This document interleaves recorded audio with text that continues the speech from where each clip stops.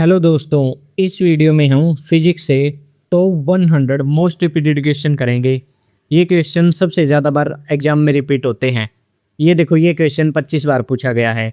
मैंने सारे वही क्वेश्चन लिए हैं जो एग्जाम में सबसे ज़्यादा बार पूछे जाते हैं, इसलिए ये टॉप 100 क्वेश्चन तो आपको ज़रूर करने चाहिए। चलिए स्टार्ट करते हैं। फर्स्ट क्वेश्चन है, मनुष्य के लिए दौड़ने की सर्वै सीमा यानी ऑडिबल रेंज लगभग कितनी होती है? 20 हर्ट्ज से लेके 20,000 हर्ट्ज तक। देखो, ये हर्ट्ज होती है, ये फ्रीक्वेंसी यानी आवृत्ति की इकाई होती है। फ्रीक्वेंसी के आधार पर साउंड के 3 प्रकार होते हैं, तीनों ही मोस्ट इंपॉर्टेंट है। सबसे पहली है इंफ्रासाउंड, इसको इंफ्रासोनिक साउंड भी कहते हैं। वो साउंड जिसकी फ्रीक्वेंसी 20 हर्ट्ज से कम होती है। उसके बाद ऑडिबल की 20 हर्ट्ज से लेके 20,000 हर्ट्ज तक, ये तो क्वेश्चन में पूछा ही गया है। उसके बाद है अल्ट्रासाउंड, इसमें साउंड की फ्रीक्वेंसी 20,000 हर्ट्ज से ज़्यादा होती है। अब सबसे ज़रूरी चीज़ है इनके उदाहरण, जो बहुत बार एग्जाम में पूछे जाते हैं। व्हेल, हाथी और ऑक्टोपस, ये इंफ्रासाउंड को डिटेक्ट कर सकते हैं, और हाथी तो कम्युनिकेशन के लिए इंफ्रासाउंड का उपयोग भी करता है। ऑडिबल में आ गए ह्यूमन बींग्स, और अल्ट्रासाउंड में डॉल्फिन और बैट यानी चमगादड़, ये इस साउंड को डिटेक्ट कर सकते हैं और इसका यूज भी करते हैं। चलिए नेक्स्ट क्वेश्चन करते हैं। सेकंड क्वेश्चन है, कांच के प्रिज्म में प्रवेश करने पर श्वेत प्रकाश का 7 घटकों में विभाजित होना क्या कहलाता है? Dispersion of light. Again very very very important. अब ये पूछता है कि डिस्पर्सन ऑफ लाइट का कंसेप्ट दिया किसने था? आइजैक न्यूटन ने। आइजैक न्यूटन ने ही सबसे पहली बार प्रिज्म वाले एक्सपेरिमेंट को किया था। इसमें क्या होता है, जब वाइट लाइट को प्रिज्म से गुजारते हैं तो ये 7 रंगों में बढ़ जाती है, और वे 7 रंगों को याद करने के लिए आपको एक वर्ड विबग्योर याद रखना होगा। अब इसमें देखो, ये नीचे से ऊपर याद रखो आप। अब ये पूछता है, यही कलर रेनबो में होते हैं। एग्जाम में क्वेश्चन आता है कि रेनबो में सबसे नीचे कलर कौन सा होता है? वो होता है वोयलेट यानी बैंगनी, और सबसे ऊपर होता है लाल। अब देखो, जो ये वोयलेट कलर है, इसकी फ्रीक्वेंसी सबसे ज़्यादा होती है और इसकी वेवलेंथ सबसे कम होती है। हम जैसे ऊपर जाएंगे रेड की तरफ तो क्या होगा, वेवलेंथ तो बढ़ेगी और फ्रीक्वेंसी घटेगी, इसलिए रेड कलर की वेवलेंथ सबसे ज़्यादा होती है और इसकी फ्रीक्वेंसी सबसे कम होती है। अब इनकी कोई से भी कलर की पूछ सकता है, आपको ध्यान रखना है। इसी कारण रेड कलर की फ्रीक्वेंसी सबसे कम और वेवलेंथ सबसे ज़्यादा, इसलिए रेड कलर को हम खतरे के निशान के रूप में प्रयोग करते हैं, क्योंकि ये सबसे कम डेविएट होती है। अगर कम डेविएशन शो करेगी तो हम इसको दूर तक क्लियर में देख सकते हैं, इसलिए जो डेंजर सिग्नल है उनमें रेड कलर का उपयोग किया जाता है। नेक्स्ट क्वेश्चन को करते हैं। थर्ड क्वेश्चन है, निम्नलिखित में से कौन सी विद्युत चुंबकीय किरणें यानी इलेक्ट्रोमैग्नेटिक वेव्स सबसे अधिक आवृत्ति वाली होती हैं? Gamma rays. अब आपको एक ट्रिक बता रहा हूँ इलेक्ट्रोमैग्नेटिक वेव्स को याद करने की, आप जीवन में कभी नहीं भूलोगे। आपको एक सेंटेंस याद रखना होगा, जैसे एक लड़की है जिसका नाम है रश्मिका मंदाना, वैसे ये एक्ट्रेस है एक, इज वेरी अल्टीमेट, और वो लड़की है एक्स्ट्रा ऑर्डिनरी। क्या है लड़की, गर्ल। तो आप नीचे से ऊपर याद रखो, Rashmika Mandanna is very ultimate extraordinary girl. इसको 3-4 बार बोलो। आर से हो गया रेडियो वेव, एम से माइक्रोवेव, इसी प्रकार जी से हो गया गामा रेज। अब एग्जाम में क्या पूछता है रेडियो वेव के बारे में? रेडियो वेव की फ्रीक्वेंसी सबसे कम होती है और इसकी वेवलेंथ सबसे ज़्यादा होती है। जैसे ही हम ऊपर की तरफ जाएंगे तो फ्रीक्वेंसी तो बढ़ेगी और वेवलेंथ कम होगी, इसलिए गामा रेज की फ्रीक्वेंसी सबसे ज़्यादा होती है और इसकी वेवलेंथ सबसे कम होती है। अब आप एक बार विजिबल लाइट में विबग्योर की ओर ध्यान करो। अब इसमें विबग्योर ऐसे ऊपर से नीचे की तरफ लिख रखा है, लेकिन हमने पीछे क्वेश्चन में नीचे से ऊपर पढ़ा था, लेकिन कोई फर्क नहीं पड़ता। मैंने नीचे से ऊपर इसलिए पढ़ा था क्योंकि कई बार एग्जाम में ये पूछ लेता है कि नीचे कौन सा कलर होता है रेनबो में और ऊपर कौन सा, लेकिन फ्रीक्वेंसी और वेवलेंथ तो सेम ही रहेगी। अब देखो इस विबग्योर में ऐसे लिख रखा है, अब नीचे आएंगे तो क्या बढ़ रही है, वेवलेंथ, और फ्रीक्वेंसी घट रही है। अब वेवलेंथ बढ़ रही है तो वेवलेंथ सबसे ज़्यादा होगी रेडियो वेव्स की, और कलर में बात करो तो रेड कलर की। नेक्स्ट क्वेश्चन को करते हैं अब। फोर्थ क्वेश्चन, सूर्य के प्रकाश को पृथ्वी तक पहुंचने में कितना समय लगता है? 8 मिनट 20 सेकेंड्स। देखो धरती से सूर्य के बीच की दूरी है अप्रोक्सीमेट 15 करोड़ किलोमीटर, और इसी दूरी को हम एक एस्ट्रोनॉमिकल यूनिट कहते हैं, जिसकी एग्जैक्ट वैल्यू होती है 1.496 इंटू 10⁻11 मीटर। मैं स्क्रीन पर जो भी चीज़ लिख रहा हूँ वो मोस्ट इंपॉर्टेंट है, कोई भी चीज़ फालतू नहीं लिख रहा। ये भी पूछता है, इनकी डिस्टेंस भी पूछता है एग्जाम में।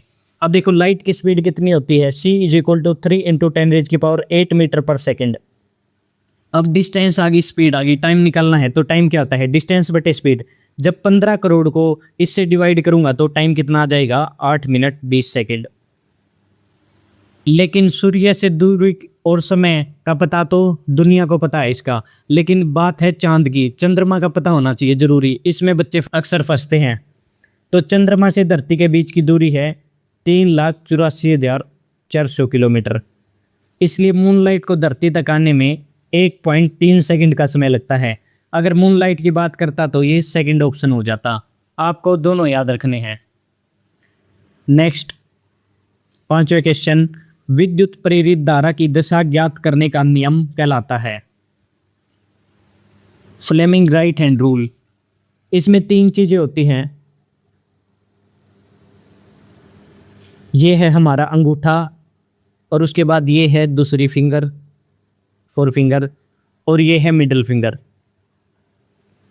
आपको एक वर्ड याद रखो, FBI।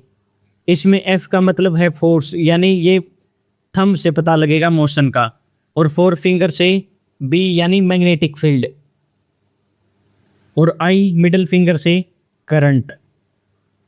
अब कोई सा भी पूछ सकता है कि मिडिल फिंगर से क्या बनता है, और B से किस चीज़ का पता लगता है, और F से किस चीज़ का पता लगता है। चलिए अब नेक्स्ट क्वेश्चन करते हैं। सूर्य में ऊर्जा उत्पादन की प्रक्रिया का नाम क्या है? Nuclear fusion. और एक और इम्पोर्टेंट चीज़ है, हाइड्रोजन बम भी न्यूक्लियर फ्यूजन पर ही बेस है। हाइड्रोजन बम को एडवर्ड टेलर ने बनाया था। आगे ये क्वेश्चन आएगा क्योंकि बहुत जरूरी क्वेश्चन है। उसके बाद है न्यूक्लियर फ्यूजन, इस पर एटम बम बेस है। एटम बम न्यूक्लियर फ्यूजन पर ही बना है, और इसको पहली बार जे ओपनहाइमर ने बनाया था। और जो न्यूक्लियर रिएक्टर होता है वो भी न्यूक्लियर फ्यूजन पर ही कार्य करता है। नेक्स्ट क्वेश्चन, उस उपकरण का नाम बताइए जो किसी वाहन द्वारा तय की गई दूरी को मापता है। ओडोमीटर। अब देखो एक बार ध्यान से, कार में अपने या बाइक में देखा होगा, ये टोटल डिस्टेंस को दिखाता है, इतनी दूरी तय कर ली किसी गाड़ी ने, तो ये होता है ओडोमीटर। उसके बाद एक और चीज होती है, ये दिखाता है व्हीकल की लाइव स्पीड को, और इसी को कहते हैं हम स्पीडोमीटर, क्योंकि स्पीड दिखाता है व्हीकल की। ये भी हो गया, लेकिन ये क्या है, टेकोमीटर। ये बताता है इंजन की आरपीएम को, रेवोल्यूशन पर मिनट। इंजन से ही टायर जुड़े होते हैं किसी न किसी प्रकार, तो ये इंजन की आरपीएम बताएगा, या आप ये कह सकते हो कि ये इंजन की रोटेशनल स्पीड को बताता है। उसके बाद रह गया बैरोमीटर, ये एटॉमिक प्रेशर को मापने का यंत्र है। नेक्स्ट, पृथ्वी की सतह के ऊपर स्थित ओजोन परत किसके खिलाफ एक सुरक्षा कवच प्रदान करती है? अल्ट्रावायलेट किरणों के खिलाफ। अब ओजोन लेयर से एग्जाम में जितने क्वेश्चन पूछता है वो यहां पर कराऊंगा, सारे मोस्ट इंपोर्टेंट है। ओजोन लेयर स्ट्रेटोस्फीयर में पाई जाती है, ये वायुमंडल की परत है, दूसरी परत। हिंदी वाले बच्चे नाराज मत हो, हिंदी में इसको कहते हैं समताप मंडल। और ये ओजोन का फार्मूला होता है O3, यानी ये ऑक्सीजन का एक एलोट्रोप है। वर्ल्ड ओजोन डे हम 16 सितंबर को बनाते हैं। ये स्टैटिक जीके का मोस्ट इम्पोर्टेंट क्वेश्चन है। उसके बाद CFC के कारण जो ओजोन लेयर है इसको नुकसान हो रहा है, इसका डिप्लीशन हो रहा है। CFC का मतलब है क्लोरोफ्लोरोकार्बन। ये ज़्यादातर AC और रेफ्रिजरेटर में पाया जाता है। और इससे रिलेटेड 2 कन्वेंशन यानी इंटरनेशनल मीटिंग की गई थी ओजोन लेयर को बचाने के लिए। एक तो हुई थी 1985 में, ये हुई थी वियना ऑस्ट्रिया में, ऑस्ट्रिया की राजधानी है वियना।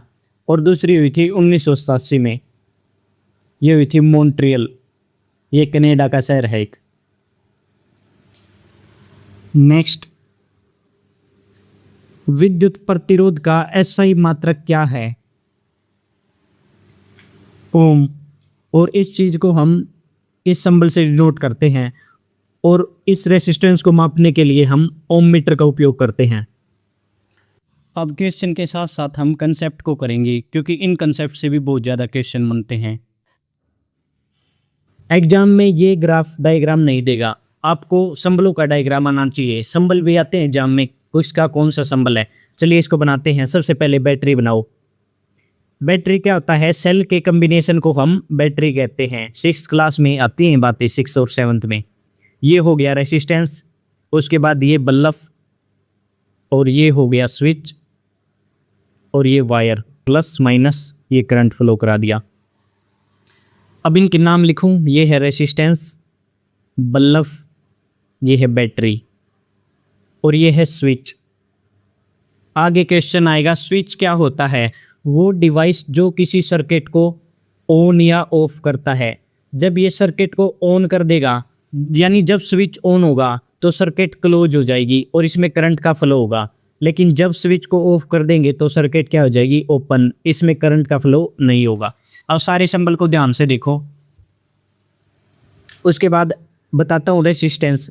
रेसिस्टेंस होता है ये करंट के फ्लो को अपोज करेगा। अगर करंट के फ्लो को अपोज करेगा तो क्या होगा? हीट पैदा होगी, हीटिंग इफेक्ट।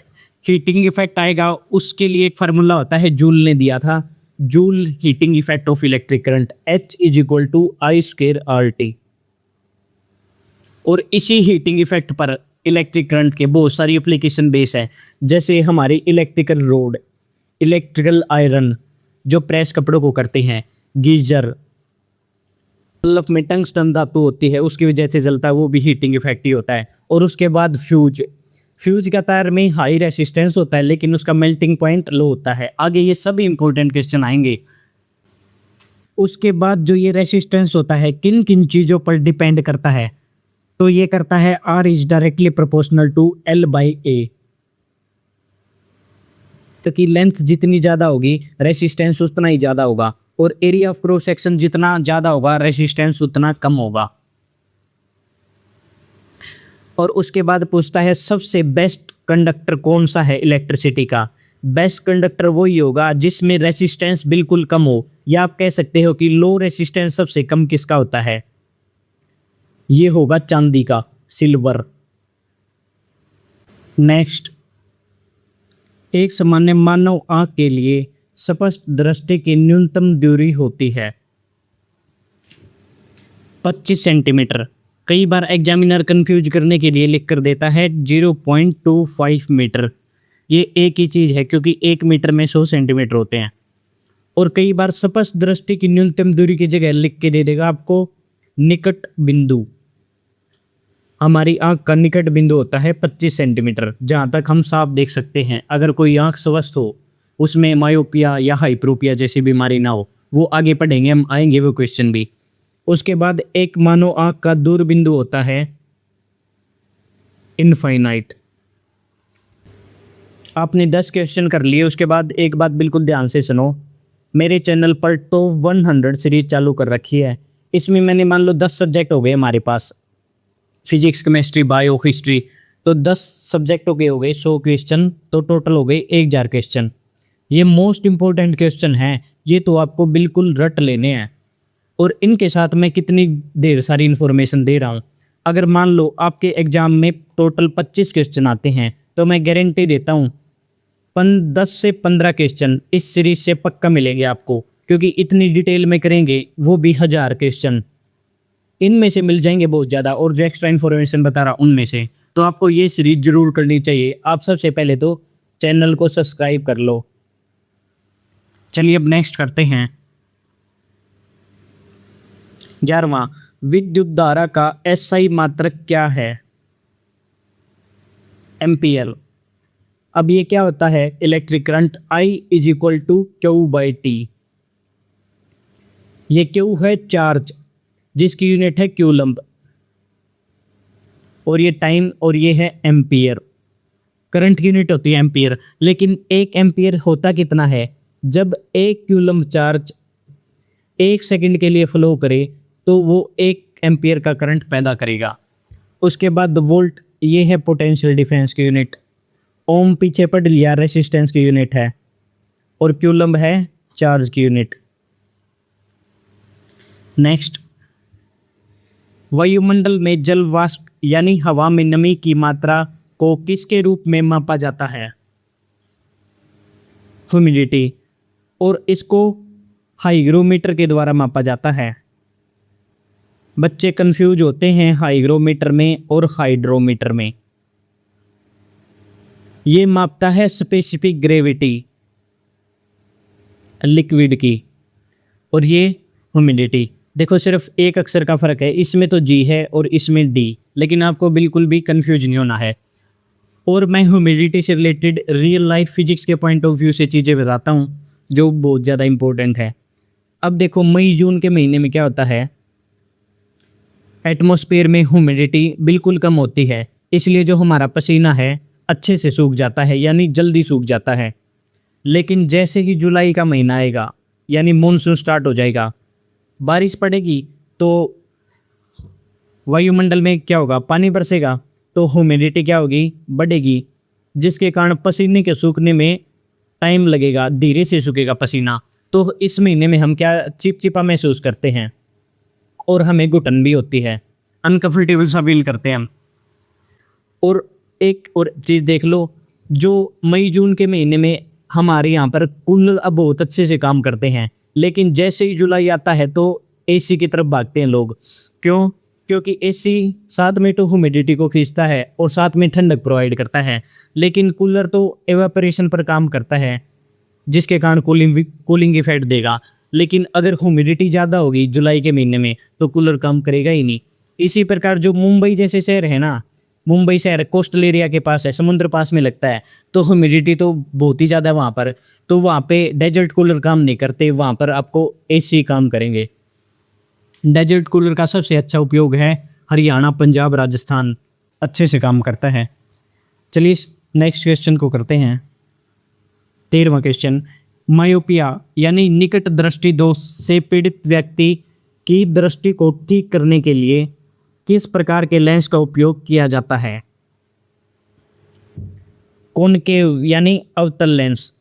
अब देखो 2 केस होते हैं, ये है मायोपिक आई। इसमें क्या होता है, जो इमेज होती है ये रेटिना से पहले बन जाती है, बिफोर रेटिना। अब देखो इमेज बननी चाहिए यहाँ पर रेटिना पर। रेटिना पर इमेज कैसी बनती है? ये बनती है रियल, और उल्टी इन्वर्टेड बनती है। आप देख सकते हो इसकी उल्टी इमेज बनी हुई है। अब इमेज रेटिना पर चाहिए तो मैं यहाँ पर ऐसा लेंस लगाऊंगा जो इन रे को डाइवर्ज कर दे, डाइवर्ज करके यहाँ तक पहुँचा दे, फैला दे। तो यहाँ पे डाइवर्जिंग लेंस होता है कॉनकेव लेंस। इसलिए जब भी मायोपिया बीमारी होगी उसमें हम कॉनकेव लेंस का चश्मा लगाते हैं। और एक होती है बीमारी हाइपरोपिया, इसको हम कहते हैं फार साइटेडनेस। इसमें दूर की वस्तुओं को तो अच्छे से देख सकते हैं, लेकिन पास की वस्तुएं धुंधली दिखती हैं। उसका रीजन क्या है? जो इमेज बनती है वो रेटिना से बियॉन्ड, यानी रेटिना के पीछे बनती है, तो रेटिना पे लानी है, तो इसके लिए हमको कन्वर्ज करना पड़ेगा। तो यहाँ पर एक ऐसा लेंस लगा दूंगा जो कन्वर्ज कर दो, तो इससे रे जाएंगी और यहाँ पर इमेज बन जाएगी। तो ये है कन्वर्जिंग लेंस। ये कौन सा होता है? Convex lens. नेक्स्ट 14वां क्वेश्चन है, न्यूटन के गति के प्रथम नियम को और क्या कहा जाता है? लॉ ऑफ इनर्शिया यानी जड़त्व का नियम। अब न्यूटन के तीन नियमों को यहाँ पर करेंगे हम। न्यूटन का फर्स्ट नियम क्या बताता है? ये फोर्स की डेफिनेशन देता है, डेफिनेशन ऑफ फोर्स। लेकिन ये फोर्स की डेफिनेशन देगा क्वालिटेटिवली, उसकी क्वालिटी बताता है। और न्यूटन का दूसरा नियम, ये फोर्स की डेफिनेशन नहीं, ये फोर्स के मैग्नीट्यूड को बताता है कि वो फोर्स लगा है वो कितना है, ये बताएगा क्वांटिटेटिवली। इसमें पता लगता है F = ma। मैंने एग्जाम में देखा है, ये दे देगा कि फोर्स की डेफिनेशन कौन सा नियम देता है, उसमें फर्स्ट ऑप्शन भी कई बार करेक्ट दे देता है और सेकंड भी। तो आपको ये समझना है, अगर फोर्स की डेफिनेशन की बात आए तो डेफिनेटली फर्स्ट आंसर ठीक है, क्योंकि ये क्वालिटी बताता है कि फोर्स है कोई चीज़, क्योंकि ये बता गया कि पुश और पुल फोर्स का टाइप है। लेकिन जब भी मैग्नीट्यूड की बात आए तो न्यूटन का सेकंड लॉ, ठीक है, और ये फॉर्मूला दे देगा। तो अब आ जाओ न्यूटन का तीसरा नियम, ये है एक्शन और रिएक्शन के बारे में। इसमें ये बताता है every action has equal and opposite reaction. अब बताता हूँ आपको इनर्शिया के बारे में। इनर्शिया तीन प्रकार का होता है, inertia of rest, inertia of motion और इनर्शिया ऑफ डायरेक्शन। अब इनर्शिया ऑफ रेस्ट में अगर कोई चीज़ रेस्ट में है तो वो रेस्ट में ही रहना चाहिए। मान लो एक बस है, ये बस एकदम से स्टार्ट हो जाती है और आगे की तरफ चलती है, तो इसमें जो यात्री बैठा है ये पीछे की तरफ जाएगा, क्योंकि ये तो रेस्ट में है, रेस्ट में ही रहना चाहिए। ये सभी मोस्ट इंपॉर्टेंट एग्जाम्पल बता रहा हूँ जो सबसे ज़्यादा बार एग्जाम में आते हैं। उसी प्रकार एक पेड़ है, इस पे फल लगे हुए हैं, जैसे ही आप इस पेड़ को हिलाओगे ना तो क्या होगा, ये फल नीचे गिरना स्टार्ट हो जाएंगे। क्यों? क्योंकि फल रेस्ट में है और पेड़ आ गया मौसम में, तो वो अपनी जगह पर रहना चाहेंगे, जबकि पेड़ हिले जा रहा है तो ये टूट कर नीचे गिर जाएंगे। इसी प्रकार ये मान लो कारपेट है गलीचा, इसमें धूल फंसी हुई है, धूल के कण हैं। ये धूल के कण जैसे ही हिलाऊंगा जोर जोर से, धूल के कण रेस्ट में ही रहना चाहेंगे, लेकिन कारपेट हिल रहा है तो क्या होगा, ये अपनी जगह पर रहेंगे और वो कारपेट आगे पीछे जाएगा तो ये उससे बाहर आ जाएंगे। इसी प्रकार इनर्शिया ऑफ मोशन का उदाहरण देखो आप, जैसे ही मान लो एक बस है, ये चल रही है स्पीड से, आगे ड्राइवर ने ब्रेक लगा दी एकदम, आगे से मान लो कुछ आ गया, तो जैसे ही ब्रेक लगाए तो ये जो यात्री हैं ये आगे की तरफ गिरेंगे। आपने भी देखा होगा, ये तो सीट बेल्ट इसलिए तो ही लगाते हैं क्योंकि इनर्शिया ऑफ मोशन के कारण जो आगे है डैशबोर्ड उस पर हमारा सर ना लगे जाके। तो यात्री मोशन में है तो मोशन में ही रहना चाहेंगे। इनर्शिया ऑफ डायरेक्शन का उदाहरण देखो, जैसे एक कार है, ये सीधी जा रही है, अब जैसे ये लेफ्ट टर्न करेगी तो कोई भी इसमें पैसेंजर बैठा है तो उसकी बॉडी स्लाइटली राइट की तरफ टर्न होगी। क्यों? इसको बैलेंस करने के लिए। पहले तो ये सीधी जा रही थी, अब यहाँ इस साइड मुड़ गई, तो इसको बैलेंस करने के लिए हमारी बॉडी राइट साइड की ओर टर्न होती है। नेक्स्ट, जूट पकड़ने वाले यंत्र को इस नाम से भी जाना जाता है, पॉलीग्राफ। पॉलीग्राफ का क्या होता है? टेस्ट। इसमें मान लो कोई क्रिमिनल है, वो हमें शक है कि उसने ये अपराध किया है लेकिन एविडेंस नहीं है, तो इसका एक पॉलीग्राफ टेस्ट किया जाता है। ये मशीनें बांध दी जाती हैं और इसके शरीर के फिजियोलॉजिकल चेंज को ऑब्जर्व किया जाता है। वो क्या होते हैं? इसमें BP, heart beat, heart rate और स्वेटिंग, पसीना कितना आता है और सांस कितनी तेज कम ज़्यादा ले रहा है, ये मापी जाती हैं। क्योंकि जब झूठ बोलता आदमी तो इन चीज़ों में एनोमली आती है, जैसी नॉर्मली होती है ना उससे ऊपर नीचे होती हैं। अगर ऐसा हुआ तो ये पता लग जाएगा कि आदमी झूठ बोल रहा है। नेक्स्ट 16 क्वेश्चन, 77 डिग्री फ़ारेनहाइट कितने डिग्री सेल्सियस के बराबर होता है? C = 5/9 F - 32। अब F की वैल्यू दे रखी है 77, C = 5/9 77 - 32, तो C = 5/9, ये हो गया 5 4 45, 9 5 जा 45, C आ गया 25, तो कितने के बराबर होगा? 25 डिग्री सेल्सियस। हालांकि ये चीज़ गलत है, डिग्री सेल्सियस नहीं आना चाहिए क्योंकि ये तो क्वेश्चन में ही दे रखा है 25 आना चाहिए, लेकिन जनरली दे देता है एग्जामिनर, तो 25 डिग्री सेल्सियस हो गया इसका उत्तर। और एक और इम्पोर्टेंट फार्मूला है कन्वर्ट करने के लिए, ये है केल्विन को डिग्री सेल्सियस में बदलने के लिए। ये दोनों फार्मूले रट लो बिल्कुल, ये छठी क्लास में एनसीईआरटी का 7th चैप्टर है ताप वाला, उसमें आते हैं फार्मूले। और एनसीईआरटी से तो एग्जामिनर भर भर के क्वेश्चन पूछता है। ये होगा K = degree Celsius plus 273.15। Next, संचार में उपयोग की जाने वाली फाइबर ऑप्टिक्स केबल किस सिद्धांत पर कार्य करती है?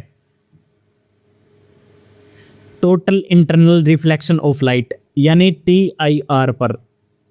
TIR पर और कौन कौन सी चीज़ें काम करती हैं? हीरे की चमक,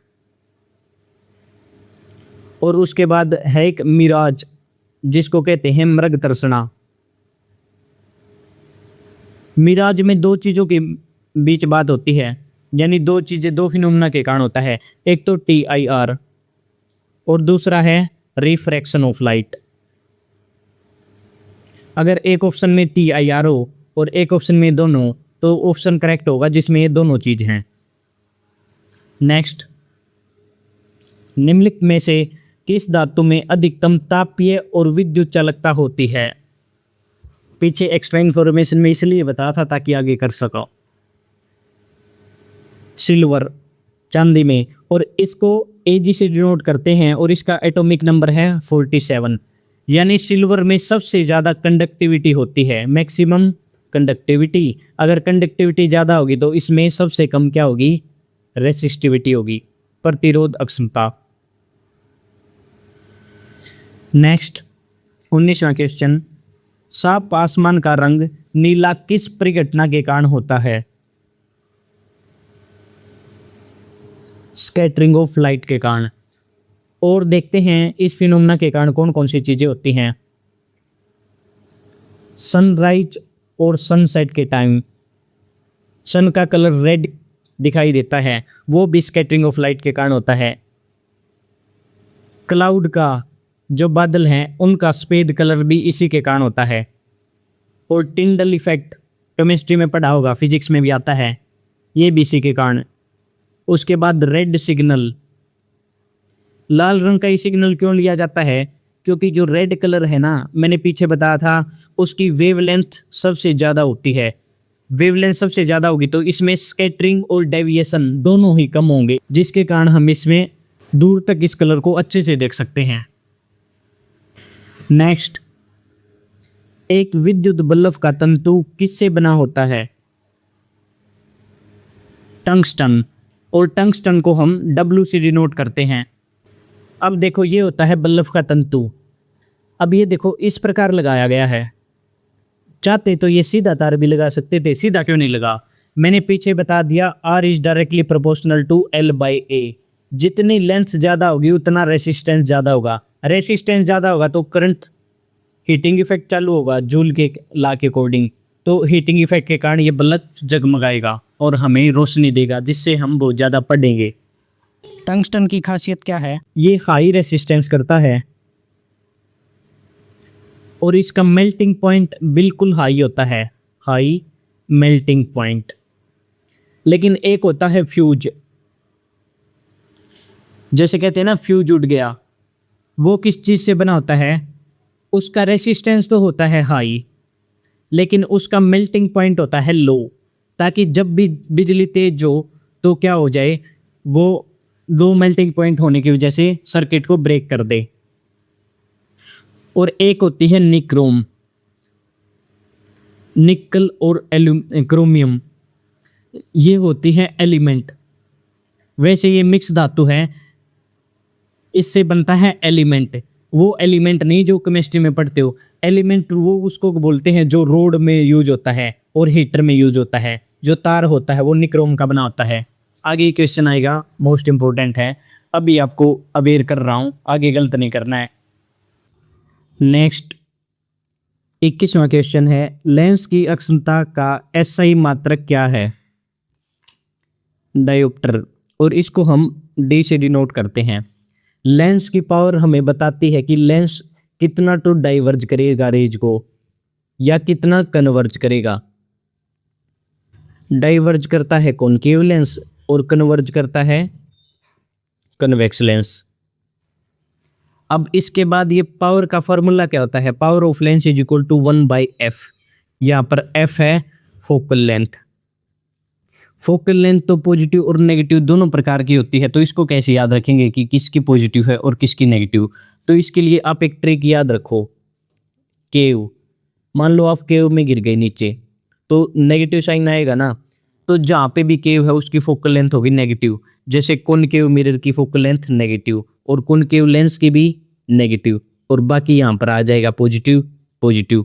अब देखो कॉनकेव लेंस में इसकी फोकल लेंथ होगी नेगेटिव, तो इसकी पावर भी क्या होगी, नेगेटिव।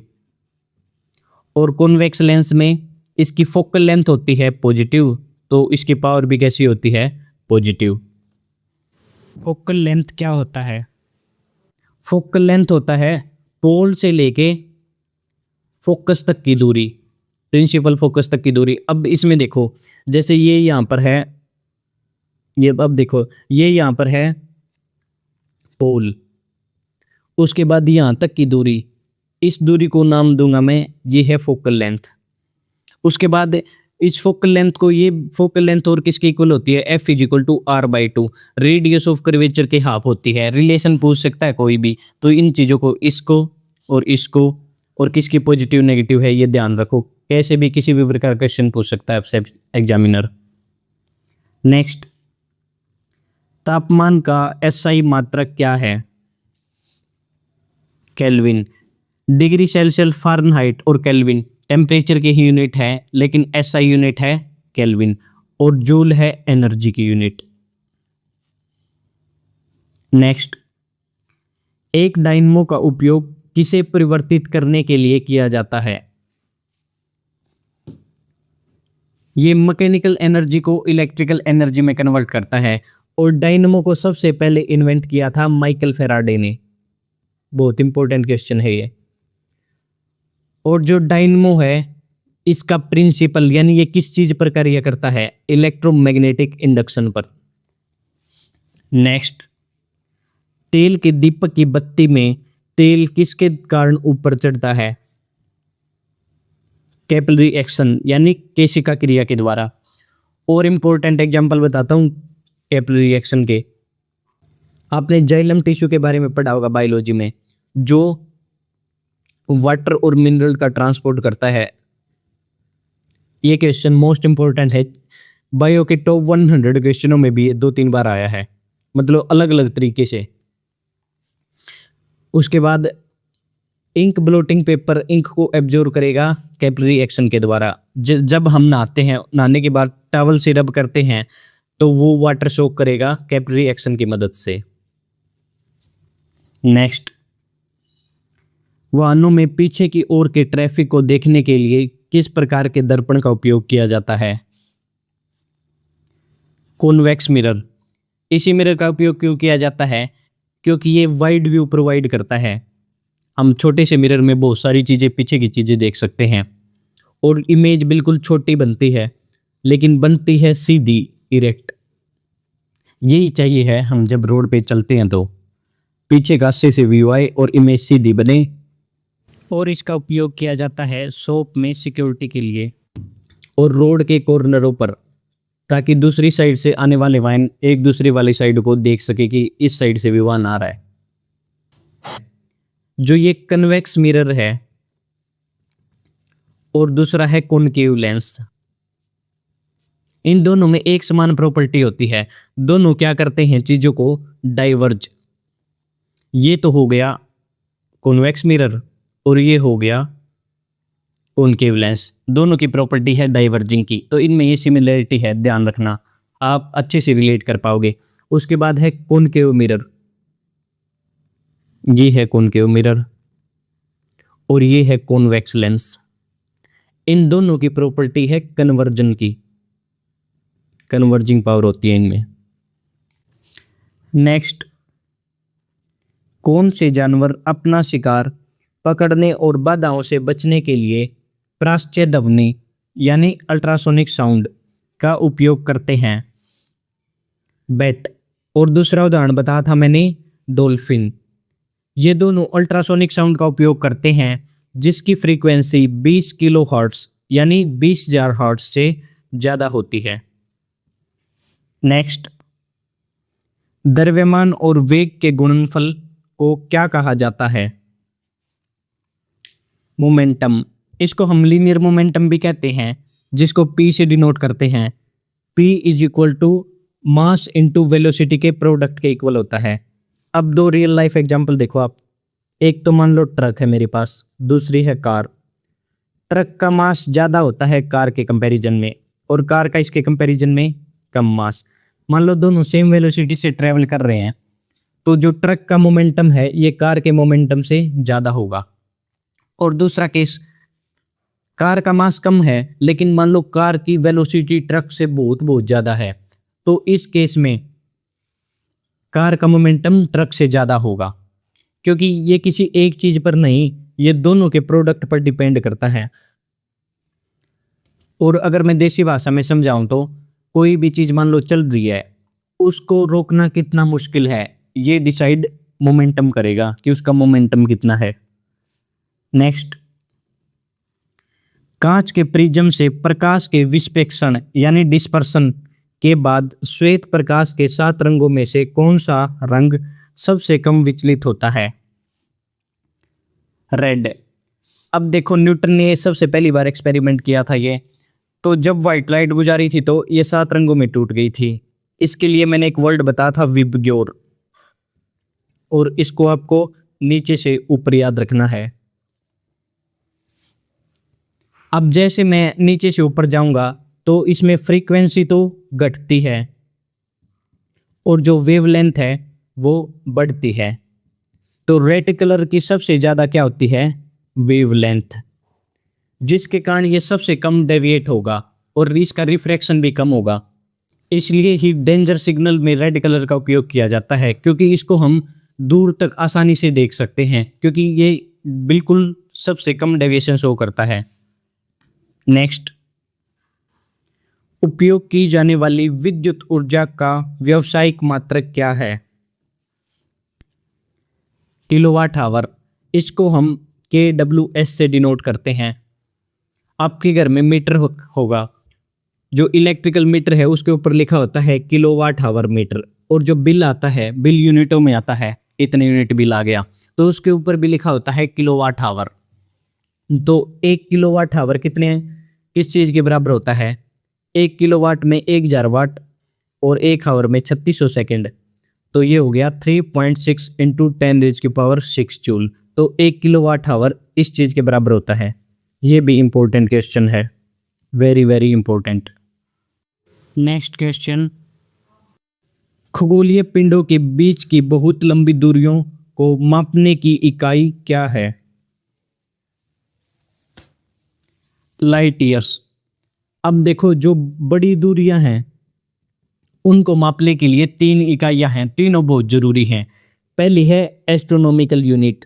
एक एस्ट्रोनॉमिकल यूनिट की वैल्यू होती है 1.496 गुणा में 10⁻11 मीटर। ये अप्रोक्सीमेट होती है 15 करोड़ के बराबर। तो मैं एक यू को कह दूंगा ये अर्थ और सन के बीच की दूरी है। उसके बाद आती है 1 लाइट ईयर,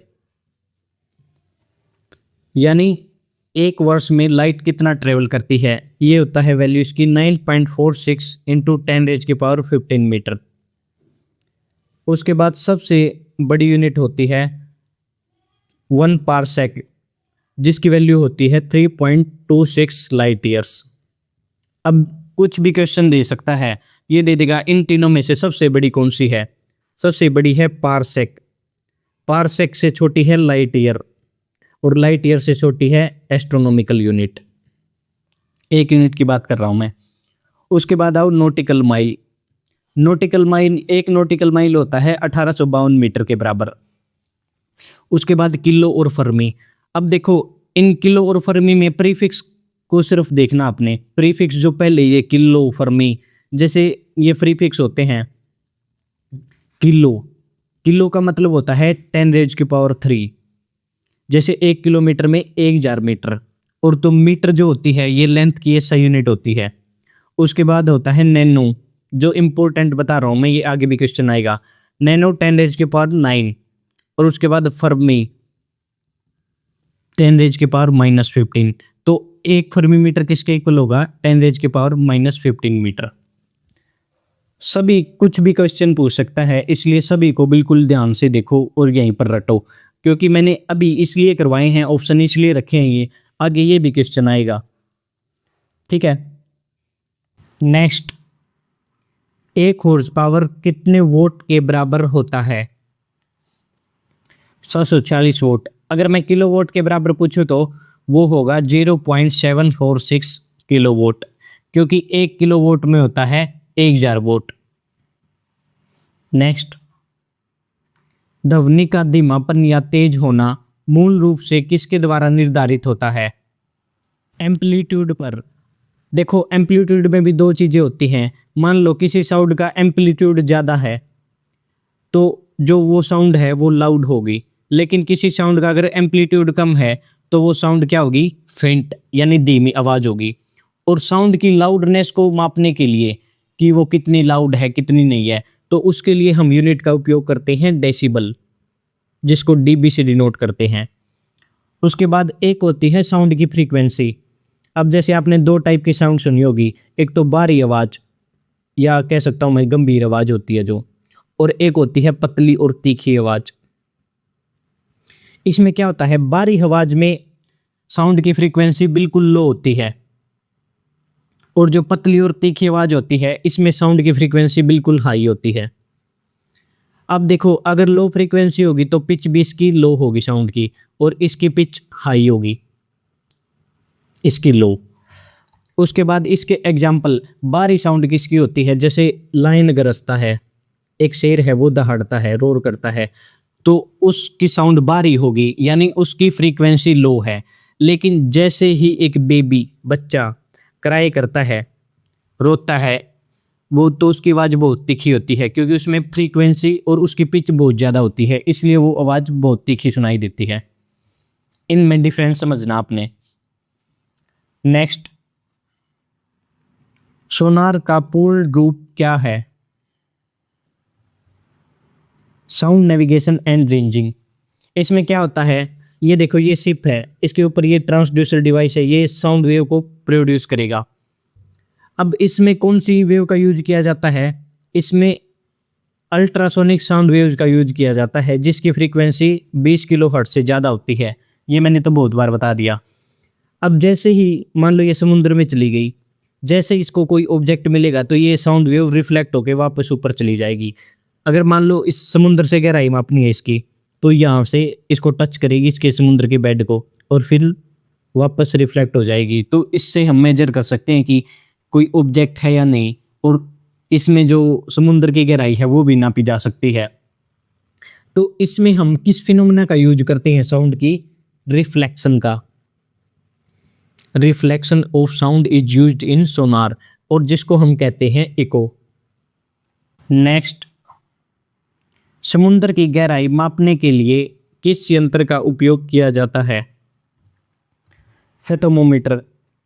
इसमें वही अल्ट्रासोनिक वेव्स का उपयोग किया जाता है। सेम पीछे वाला क्वेश्चन है, लेकिन अब की बार स्पेसिफिकली यंत्र का नाम पूछ लिया, इंपॉर्टेंट है ये। नेक्स्ट, जल का अधिकतम घनत्व किस तापमान पर होता है? 4 डिग्री सेल्सियस। और वाटर के इसी बिहेवियर को हम कहते हैं anomalous behaviour of water. Next, cricket की गेंद को अधिकतम अक्षैतिज दूरी तय करने के लिए किस कोण पर मारा जाना चाहिए या फेंका जाना चाहिए? 45 डिग्री। अब देखो, ये लड़का गेंद को फेंक रहा है, तो इसमें कई बार दे देगा कि क्रिकेट की गेंद, कई बार दे देगा जेवलिन थ्रो, फुटबॉल, या किसी भी बुलेट को किस एंगल पर फेंका जाना चाहिए ताकि उसकी रेंज ये होती है, डिस्टेंस कवर करता है जो, वो सबसे ज़्यादा हो। तो 45 डिग्री। ये देखो, ये रेड वाली है 45 डिग्री पर। अब जो ये डिस्टेंस ट्रेवल कर रहे हैं, दो चीज़ें ध्यान से समझनी है। इसको कहते हैं प्रोजेक्टाइल मोशन, और जो ये पाथ फॉलो करती है ये है पाथ का नाम पैराबोलिक पाथ। इसमें एक तो होती है काइनेटिक एनर्जी जो होती है हाफ एम वी स्क्वेयर, और एक पोटेंशियल एनर्जी mgh जो हाइट के कारण होती है। जब भी यहाँ से बॉल को फेंकूंगा तो इस बॉल की काइनेटिक एनर्जी तो यहाँ पर होगी मैक्सिमम, और जो पोटेंशियल एनर्जी वो होगी मिनिमम, क्योंकि वो हाइट के कारण होती है। आगे क्वेश्चन आएगा, पैराबोलिक पाथ में जो मैक्सिमम हाइट अटेन करता है कोई ऑब्जेक्ट, तो उस समय उसकी पोटेंशियल एनर्जी मैक्सिमम होती है क्योंकि हाइट सबसे ज़्यादा यहाँ पर, और काइनेटिक एनर्जी मिनिमम होती है। नेक्स्ट 37वां प्रश्न है, कौन सा नियम या सिद्धांत कहता है कि जब कोई वस्तु किसी तरल में पूरी तरह या आंशिक रूप से डुबोई जाती है तो वह ऊपर की ओर एक बल का अनुभव करती है जो उसके द्वारा विस्थापित तरल के वजन के बराबर होता है। आर्किमिड प्रिंसिपल। अब देखो दो केस है, इस बिकर में ध्यान दो। ये जो पहला ऑब्जेक्ट है ये तैर रहा है, क्यों? क्योंकि देखो जो इसने वाटर डिस्प्लेस किया है और उसके बाद ये फोर्स लग रहा है इस पर, ये ऊपर की फोर्स लग रहा है, इस फोर्स का नाम है बायोंट फोर्स। ये उसी के इक्वल होगा जितना ये वाटर डिस्प्लेस करेगा। इसमें क्या होता है, ये फ्लोट यानी तैर रहा है। क्यों तैर रहा है? इसका भी कारण है, क्योंकि जो इसके द्वारा लगाया गया बायोंट फोर्स है ये इसके वेट से ज़्यादा है। लेकिन अब देखो दूसरा केस, ये गेंद ये डूब हुई, ये लोहे की गेंद है, इसका वजन ज़्यादा है, तो इसमें जो वेट है ये इसके बायोंट फोर्स से ज़्यादा हो गया, इसलिए ये मैं कह सकता हूँ कि इसी के कारण सिंक हो गई। Next very very very important question, बिल्कुल एक कंसेप्ट है, बहुत सारी चीज़ें सीखने को मिलेगी। सूर्य पृथ्वी को किसके माध्यम से गर्म करता है? रेडिएशन। अब ये है हीट ट्रांसफर। ये हमेशा हाई टेम्परेचर से लो टेम्परेचर की तरफ होती है, और जो हीट ट्रांसफर है उसके तीन तरीके हैं। सबसे पहले है कंडक्शन, ये है कन्वेक्शन, और थर्ड है रेडिएशन। कंडक्शन में क्या होगा, इसमें डायरेक्ट एक्चुअल कांटेक्ट होगा। अब देखो ये लोहे की चम्मच मान लो गर्म पानी में डुबो रखी है, तो लोहा क्या है, ऊष्मा का चालक है, तो इसमें पार्टिकल ट्रांसफर एनर्जी करेंगे क्योंकि डायरेक्ट कांटेक्ट हुआ है, तो ये होता है सॉलिड में। लेकिन लिक्विड और गैस में क्या होता है, इसमें मोमेंट ऑफ फ्लूइड होगा, क्योंकि यहाँ पे कन्वेक्शन करंट बनेगा जो एनर्जी के ट्रांसफर यानी हीट के ट्रांसफर में मदद करेगा। और तीसरा टाइप है रेडिएशन। रेडिएशन में कैसे होता है हीट का ट्रांसफर, इसमें कोई मीडियम नहीं चाहता, इसमें चाहती हैं इलेक्ट्रोमैग्नेटिक वेव्स। हमने पढ़ा था इलेक्ट्रोमैग्नेटिक वेव्स के बारे में, जो 7 प्रकार की होती हैं, मैंने ट्रिक भी बताई थी। Rashmika Mandanna is very ultimate extraordinary girl, ठीक है। तो जो इलेक्ट्रोमैग्नेटिक वेव्स हैं इनको कोई भी मीडियम नहीं चाहता ट्रैवल के लिए, ये वैक्यूम में ट्रैवल कर सकती हैं, और इनकी स्पीड सभी की बराबर होती है 3 × 10⁸ मीटर पर सेकेंड।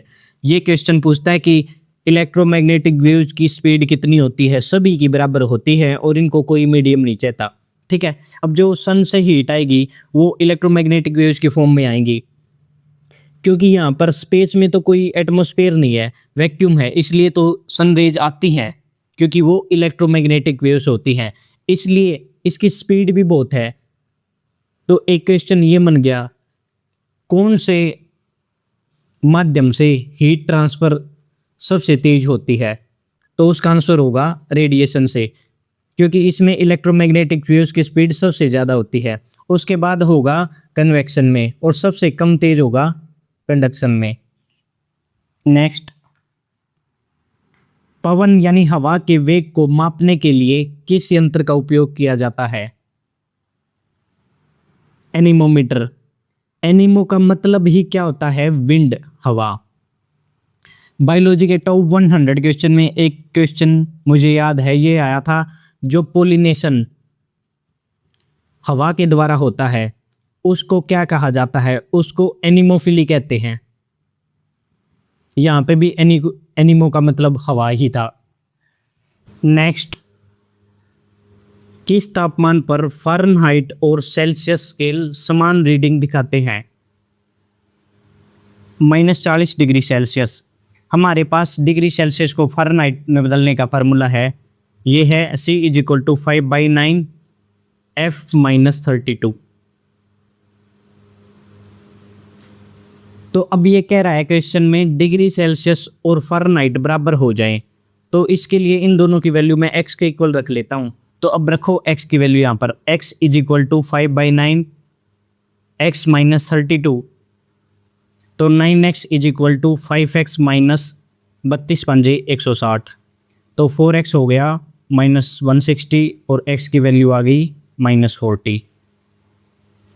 उसके बाद आपको केल्विन को डिग्री सेल्सियस में बदलने का फार्मूला मोस्ट इम्पोर्टेंट है, याद रखना है। मैं तो इतनी बार बताऊंगा कि इसी वीडियो में आप रट लोगे सारी चीज़ें। उसके बाद कुछ वैल्यू बता रहा हूँ, ये आपको जुबान पे रटी होनी चाहिए। 3 या 4 वैल्यू हैं।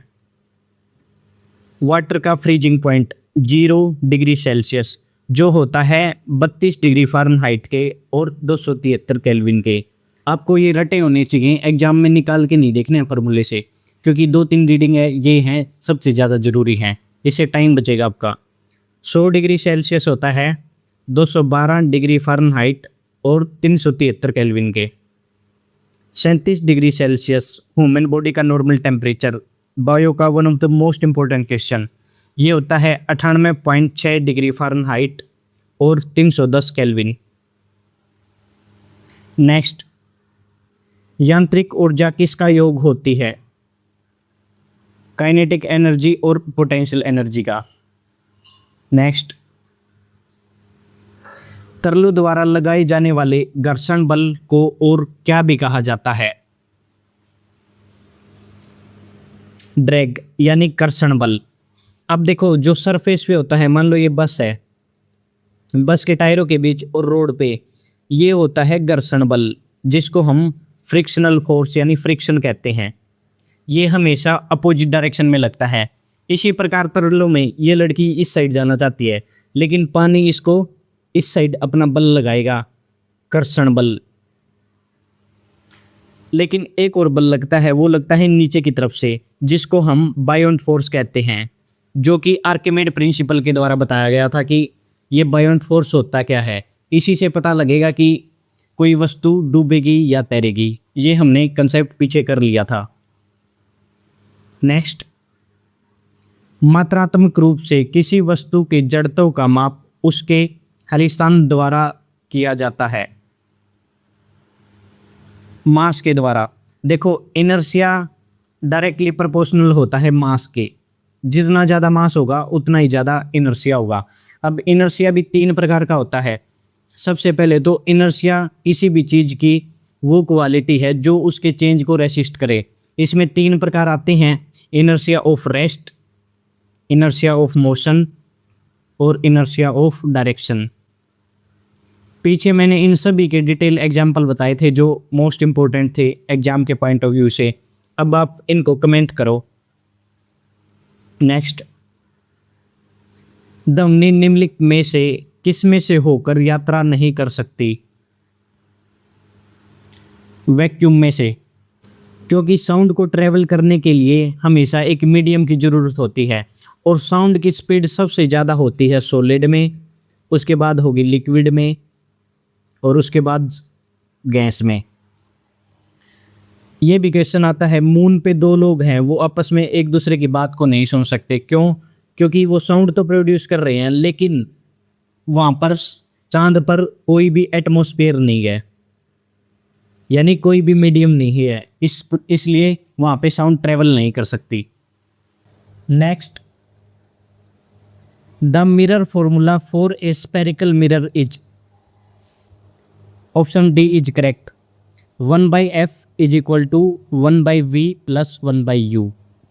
यहाँ पे f होती है फोकल लेंथ और v होती है इमेज की डिस्टेंस और u ऑब्जेक्ट की डिस्टेंस।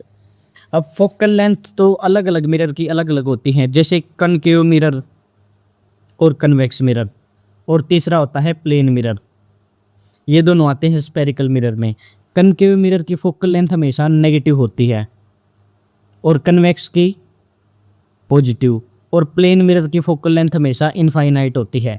देखो फोकल लेंथ होता क्या है, मान लो ये मिरर है, ये हो गया पोल, और रे टकराने के बाद यहाँ पे फोकस वे प्रिंस सभी इकट्ठी होती हैं, ठीक है। तो ये फोकस और पोल के बीच की दूरी को ही क्या कहते हैं, फोकल लेंथ। लेकिन प्लेन मिरर में क्या होता है, ये देखो ये है प्लेन मिरर, इसमें मान लो ये रे आ गई, टकराने के बाद ये वापस जाएंगी, ये वापस जाके कहीं पर मिलेंगी नहीं, इसलिए जो फोकल लेंथ होती है प्लेन मिरर की वो हमेशा इनफाइनाइट होती है। नेक्स्ट, सापेक्षता के सिद्धांत के लिए जाने जाने वाले विश्व प्रसिद्ध वैज्ञानिक का नाम क्या है, एल्बर्ट आइंस्टाइन। और सापेक्षता का नियम था E = mc², जहाँ पे E है एनर्जी, m मास और c है speed of light, that is 3 × 10⁸ metre per second. अब एक और क्वेश्चन आता है एल्बर्ट आइंस्टाइन से जिसमें बच्चे कंफ्यूज होते हैं। ये पूछता है कि एल्बर्ट आइंस्टाइन को नोबेल प्राइज किस चीज़ के लिए दिया गया था। ऑप्शन में एक तो दे देगा थ्योरी ऑफ रिलेटिविटी, लेकिन ये गलत है। इनको नोबेल प्राइज दिया गया था फोटो इलेक्ट्रिक इफेक्ट के लिए। बच्चे क्यों गलती करते हैं, क्योंकि सबसे फेमस चीज़ तो एल्बर्ट आइंस्टाइन ने यही दी थी, लेकिन नोबेल प्राइज ध्यान रखना है फोटो इलेक्ट्रिक इफेक्ट के लिए मिला था। नेक्स्ट, चिकित्सकों द्वारा रक्तचाप मापने के लिए उपयोग किए जाने वाला उपकरण का नाम बताइए। स्पिग्मोमेनोमीटर, ये बीपी मापता है। तो हमारी बॉडी का नॉर्मल बीपी होता है 120/80 mm/Hg। उसके बाद एक होता है स्टेथोस्कोप, ये हमारी मापता है हार्ट बीट। और नॉर्मल बंदा है उसकी हार्ट बीट होती है 72 बीट पर मिनट। लेकिन ये हमारी फिजिकल एक्टिविटी पर डिपेंड करता है, तो ये 60 से लेकर 100 के बीच तक हो सकती हैं। और जो नॉर्मल एक रेंज मानते हैं वो सभी के लिए है 72। नेक्स्ट, प्रेक्षय गति में यानी प्रोजेक्टाइल मोशन में गतीय ऊर्जा कहाँ पर न्यूनतम होती है। मैंने बताया था जब एक्स्ट्रा इन्फॉर्मेशन में। अब देखो ये है प्रोजेक्टाइल मोशन, ये मान लो यहाँ से स्टार्ट हुआ है। अब यहाँ पे क्या होगा, काइनेटिक एनर्जी मैक्सिमम और पोटेंशियल एनर्जी होगी मिनिमम। जैसे ही यहाँ तक आऊँगा मैं, यहाँ पे क्या होगा, हाइट सबसे ज़्यादा होगी, यानी पोटेंशियल एनर्जी तो होगी मैक्सिमम और जो काइनेटिक एनर्जी है वो होगी मिनिमम। तो ये पूछ रहा है काइनेटिक एनर्जी यानी गतीय ऊर्जा न्यूनतम कहाँ पर होती है, इसके हाईएस्ट पॉइंट पर, ऑप्शन बी। ठीक है। और एक और क्वेश्चन बताओ, इसको किस डिग्री पे फेंकना चाहिए किसी भी बाले या गेंद को, किस मैक्सिमम रेंज प्राप्त हो, यानी ये मैक्सिमम डिस्टेंस ट्रेवल करे। कमेंट करो, क्योंकि पीछे क्वेश्चन आया था। चलो मैं याद दिला देता हूँ आपको, ये है 45 डिग्री। नेक्स्ट, खालिस्तान एक सुरक्षा उपकरण है जो धारा को सीमित करता है, जिससे विद्युत परिपथों को होने वाले नुकसान और संभावित आग से बचा जा सकता है। फ्यूज। अब ये फ्यूज है ये किस मटेरियल से बना होगा, उस मटेरियल से जिसका मेल्टिंग पॉइंट लो हो और रेसिस्टेंस हाई हो। अब रेसिस्टेंस हाई होगा तो ये किस हीटिंग इफेक्ट देगा, हीटिंग इफेक्ट देने के कारण जिसका मेल्टिंग पॉइंट लो है तो पिघल जाएगा, यानी ये सर्किट को ब्रेक कर देगा।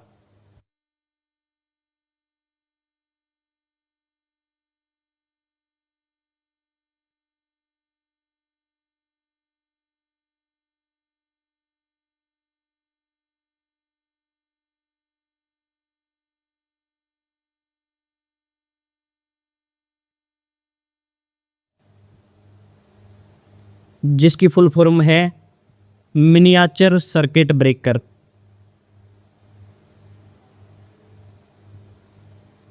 अब इसका भी वही काम है जो फ्यूज का है, लेकिन ये फ्यूज की तरह क्या नहीं होती, मतलब बार बार रिप्लेस नहीं करनी पड़ती, क्योंकि फ्यूज़ तो एक बार मेल्टिंग पॉइंट मेल्ट हो गया तो ख़राब हो गया, अब फिर दोबारा लगाना पड़ेगा। ठीक है, वो हो गई पुराने ज़माने की बात। अब नए ज़माने में एमसीबी यूज करते हैं। अब ये अगर ज़्यादा लोड हो तो ड्रिप हो जाती है, यानी नीचे गिर जाती है। ठीक है, सर्किट को ब्रेक कर देती है। उसके बाद हम इसको वापस से लगा लेते हैं, ऊपर कर देते हैं। और एक और क्वेश्चन पूछा जाता है फ्यूज से, फ्यूज हमेशा सीरीज में कनेक्ट होता है। नेक्स्ट, थोड़ा रेस्ट कर लो। उसके बाद ये बता रहा हूँ, अगर आपने अभी तक चैनल को सब्सक्राइब नहीं किया तो सबसे पहले चैनल को सब्सक्राइब करो और टॉप 100 सीरीज सभी करने हैं। चलिए स्टार्ट करते हैं। कृत्रिम उपग्रह संचार के लिए किस विद्युत चुंबकीय में सर्विकिरण का उपयोग किया जाएगा? करंट का हीटिंग इफेक्ट, जिसको जूल ने दिया माइक्रोवेव का इज इक्वल टू, अब मैंने स्क्वायर आपको बता दिया कि इसको याद करने का होगा, उतना ही हीटिंग इफेक्ट होगा। और इसमें तो रेसिस्टेंस, रस्सी का मदाना और इज स्क्वायर अल्टीमेट एक्स्ट्राऑर्डिनरी रस्सी। ठीक है, अब क्या होगा एक बार और देख लो। जो रेडियो वेव होती हैं इनकी फ्रीक्वेंसी मिनिमम होती है और जो वेवलेंथ होती है ये मैक्सिमम होती है। जैसे ही ऊपर की तरफ जाएंगे तो फ्रीक्वेंसी बढ़ेगी और वेवलेंथ घटेगी। तो गामा रेज की फ्रीक्वेंसी मैक्सिमम होती है और जो वेवलेंथ होती है ये मिनिमम होती है। ठीक है, और एक चीज़ का ध्यान रखना है, माइक्रोवेव और रेडियो वेव है, दोनों को कम्युनिकेशन में यूज किया जाता है। लेकिन अगर दोनों ऑप्शन हो तो आपको माइक्रोवेव प्रेफरेंस देनी है। ठीक है, माइक्रोवेव को प्रेफर करना है। उसके बाद आ गई इंफ्रारेड वेव, इसको टीवी के रिमोट में यूज किया जाता है। अल्ट्रावायलेट रेज ओजोन 3 लेयर बचाती है हमें, ये स्ट्रेटोस्फीयर में पाई जाती है। ठीक है, उसके बाद इसको स्किन टैनिंग में यूज किया जाता है। और एक्सरे को मेडिकल इमेजिंग में, हाथ पांव टूट गया तो एक्सरे होता ना। नेक्स्ट, हवा में ध्वनि की गति किसके परिवर्तन से अप्रभावित रहती है? प्रेशर। अब बाकी ऑप्शन देखो।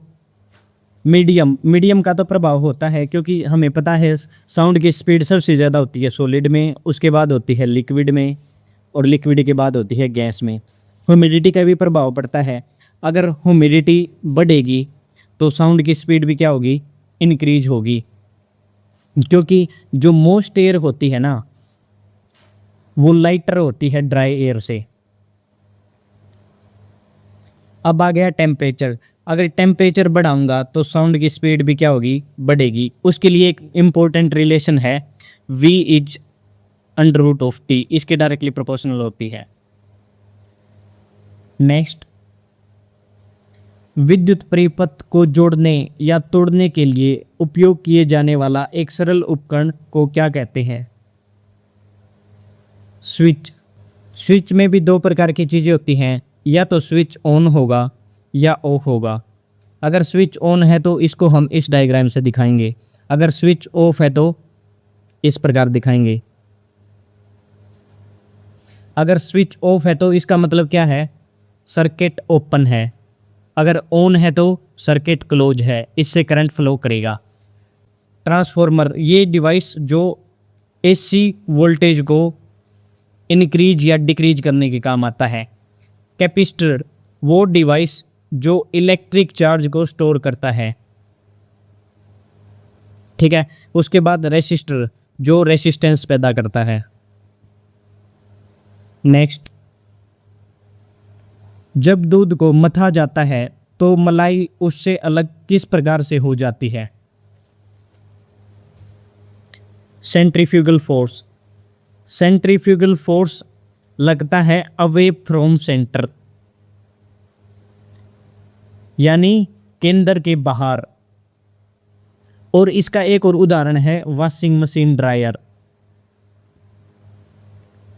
उसके बाद एक फोर्स होता है सेंट्रीपिटल फोर्स, ये लगता है टुवार्ड सेंटर, सेंटर की तरफ। अब इसके उदाहरण है जैसे मैरी गो राउंड, वो झूला होता है ऐसे ऐसे होता है तो मैरी गो राउंड बोलते हैं उसको, उसमें ये फोर्स लगता है। और जो प्लेनेट जितने भी ग्रह सूर्य की ओर चक्कर काटते हैं वो सेंट्रीपिटल फोर्स के कारण काटते हैं। नेक्स्ट, डॉक्टरों द्वारा आँख, कान, नाक और गले और दांतों की जांच के लिए किस दर्पण का उपयोग किया जाता है? कॉनकेव यानी अवतल दर्पण का।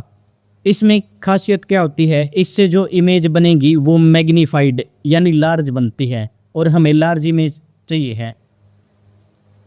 और इस चीज़ का उपयोग हम किस चीज़ में करेंगे? सेविंग मिरर में, उसके बाद टॉर्च में, और जो व्हीकल की हेडलाइट होती है उसमें। लेकिन एक चीज़ को ध्यान रखना, और सोलर कुकर में भी कॉनकेव मिरर का यूज करते हैं, क्योंकि जो कॉनकेव मिरर होता है ये कन्वर्जिंग मिरर होता है। अब आ जाओ कॉन्वेक्स मिरर, ये होता है डाइवर्जिंग मिरर। इसको हम जो व्हीकल के मिरर के रूप में यूज करते हैं, जिससे पीछे वाले साधनों को देखा जा सकता है। सिक्योरिटी शॉप में भी यूज करते हैं, क्योंकि इसमें इमेज छोटी बनती है और सीधी बनती है और वाइड व्यू प्रोवाइड करता है ये हमें। नेक्स्ट, ध्वनि ऊर्जा को विद्युत ऊर्जा में परिवर्तित करने वाले उपकरण को क्या कहा जाता है? माइक्रोफोन। माइक्रोफोन तो साउंड एनर्जी को इलेक्ट्रिकल एनर्जी में बदलेगा, लेकिन इसका एग्जैक्ट अपोजिट होता है लाउड स्पीकर। ये इलेक्ट्रिकल एनर्जी को साउंड एनर्जी में बदलता है। नेक्स्ट, प्रकाश के एक माध्यम से दूसरे माध्यम में जाने पर उसकी दिशा में परिवर्तन की प्रघटना क्या कहलाती है? रिफ्रैक्शन। अब देखो, रिफ्रैक्शन में दो केस होते हैं। अब ये मान लो ये है नॉर्मल, ये भी यहाँ पे नॉर्मल, ये है रेरर मीडियम और ये डेंसर मीडियम।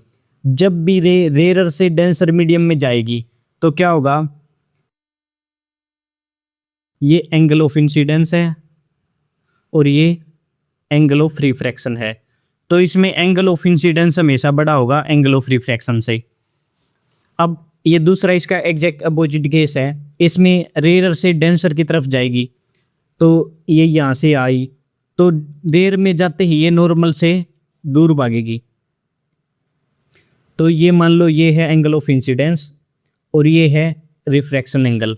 तो इसमें एंगल ऑफ इंसिडेंस छोटा होगा एंगल ऑफ रिफ्रैक्शन से। नेक्स्ट, निर्वात में प्रकाश की चाल कितनी होती है? 3 × 10⁸ मीटर पर सेकंड। और जो ये स्पीड ऑफ लाइट तो है ही, उसके बाद जितनी भी इलेक्ट्रोमैग्नेटिक वेव्स है उनकी भी स्पीड यही होती है। इलेक्ट्रोमैग्नेटिक वेव्स का मैंने बताया था, इनको कोई भी मीडियम नहीं चाहता ट्रेवल के लिए, ये वैक्यूम में भी ट्रेवल कर सकती हैं, करती ही वैक्यूम में ट्रेवल हैं, मीडियम हो तो कोई फर्क ही नहीं पड़ेगा उनमें।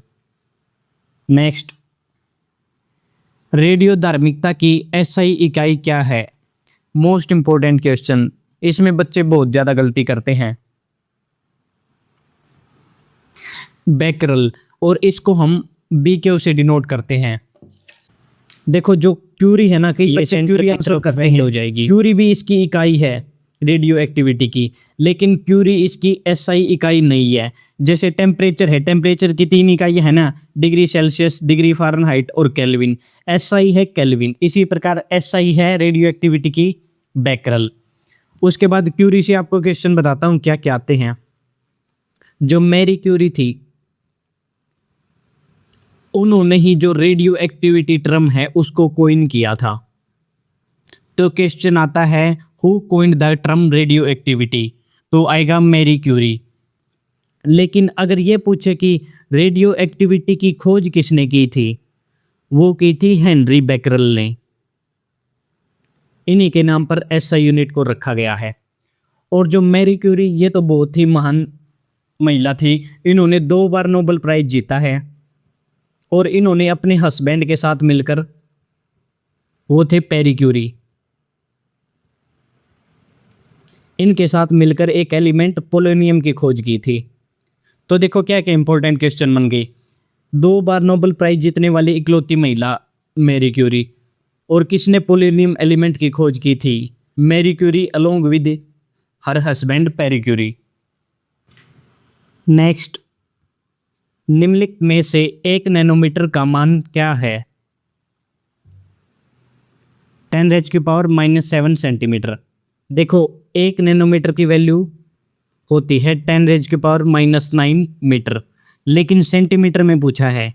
1 मीटर होता है 100 सेंटीमीटर, यानी 1 मीटर होगा 10⁻² सेंटीमीटर। तो 1 नैनोमीटर होगा 10⁻⁻2 और मीटर की जगह कितना आ गया? 10⁻² सेंटीमीटर। तो 1 नैनोमीटर हो गया 10⁻⁻7 सेंटीमीटर। और एक पूछता है 1 माइक्रोमीटर कितना होता है?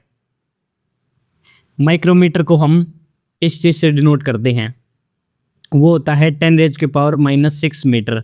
अगर सेंटीमीटर में पूछे तो 10⁻⁻4 सेंटीमीटर। नेक्स्ट, चंद्रमा पर किसी वस्तु का भार पृथ्वी पर उसके भार का कितना होता है? 1/6। देखो 2 चीज़ें होती हैं, एक तो होता है मास और दूसरा होता है वेट। अब इन चीज़ों को अच्छे से समझ लो, ये पूरा कंसेप्ट अच्छे से क्लियर हो जाएगा। किसी भी वस्तु का मास किसी भी जगह पर ले जाओ, चांद सूरज कहीं पर, वो सेम रहेगा, लेकिन उसका वेट ये करता है डिपेंड ग्रेविटी पर, डिपेंड ऑन जी यानी ग्रेविटी, क्योंकि वेट का फॉर्मूला होता है W = mg। ये है इसका मास और ये है ग्रेविटी। अब देखो धरती पे ग्रेविटी की वैल्यू है G = 9.8 metre per second square, लेकिन चंद्रमा पर G की वैल्यू है 1/6 of 9.8 metre per second square. मास की तो यूनिट है किलोग्राम और वेट की है न्यूटन। अब 2 केस आ गए। देखो मान लो किसी ऑब्जेक्ट का मास धरती पर है 60 kg, तो चंद्रमा पर भी 60 kg रहेगा, लेकिन अगर किसी ऑब्जेक्ट का वेट धरती पर है 60 kg तो चंद्रमा पर 1/6 हो जाएगा, यानी 10 kg हो जाएगा।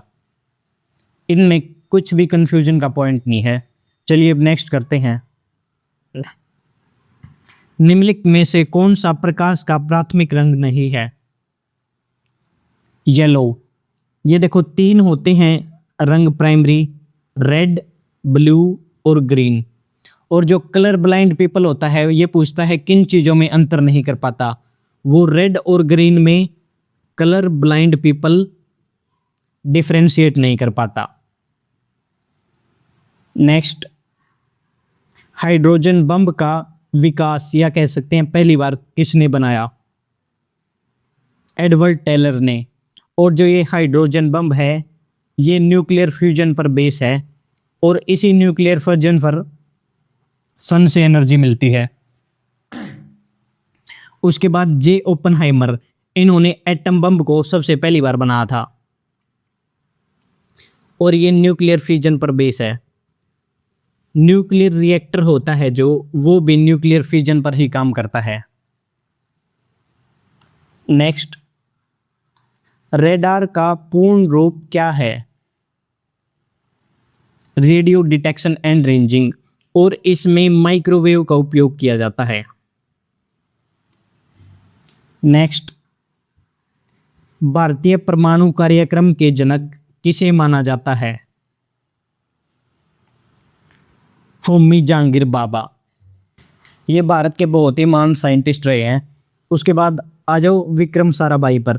डॉक्टर विक्रम साराभाई जी को हम father of Indian space programme कहते हैं, क्योंकि इन्होंने ही इसरो की स्थापना की थी 1969 में, और इसरो का फिलहाल हेडक्वार्टर है बेंगलुरु में। और होमी जहांगीर भाभा के नाम पर ही है भाभा एटॉमिक रिसर्च सेंटर, जो कि है मुंबई में। डॉक्टर APJ अब्दुल कलाम जी हैं मिसाइल मैन ऑफ इंडिया। उसके बाद डॉक्टर CV रमन, इन्होंने रमन इफेक्ट दिया था और फिजिक्स में इनको नोबेल प्राइज दिया गया था। ये पहले इंडियन थे जिन्होंने फिजिक्स की फील्ड में, पहले इंडियन छोड़ो पहले एशियन भी यही थे जिन्होंने फिजिक्स की फील्ड में नोबेल प्राइज जीता था। इन्होंने रमन इफेक्ट दिया था 28 फरवरी 1928 को। उसके बाद 1930 में इसको मिला नोबेल प्राइज। इसलिए ही 28 फरवरी को हम नेशनल साइंस डे के रूप में मनाते हैं। आगे ये क्वेश्चन आएगा, ध्यान रखना है। नेक्स्ट 66वां क्वेश्चन है, क्लिनिकल थर्मामीटर सामान्यतः खालिस्तान के बीच तापमान मापने के लिए उपयोग किया जाता है, यानी इसकी रेंज पूछ रहा है 35 डिग्री सेल्सियस से 42 डिग्री सेल्सियस तक।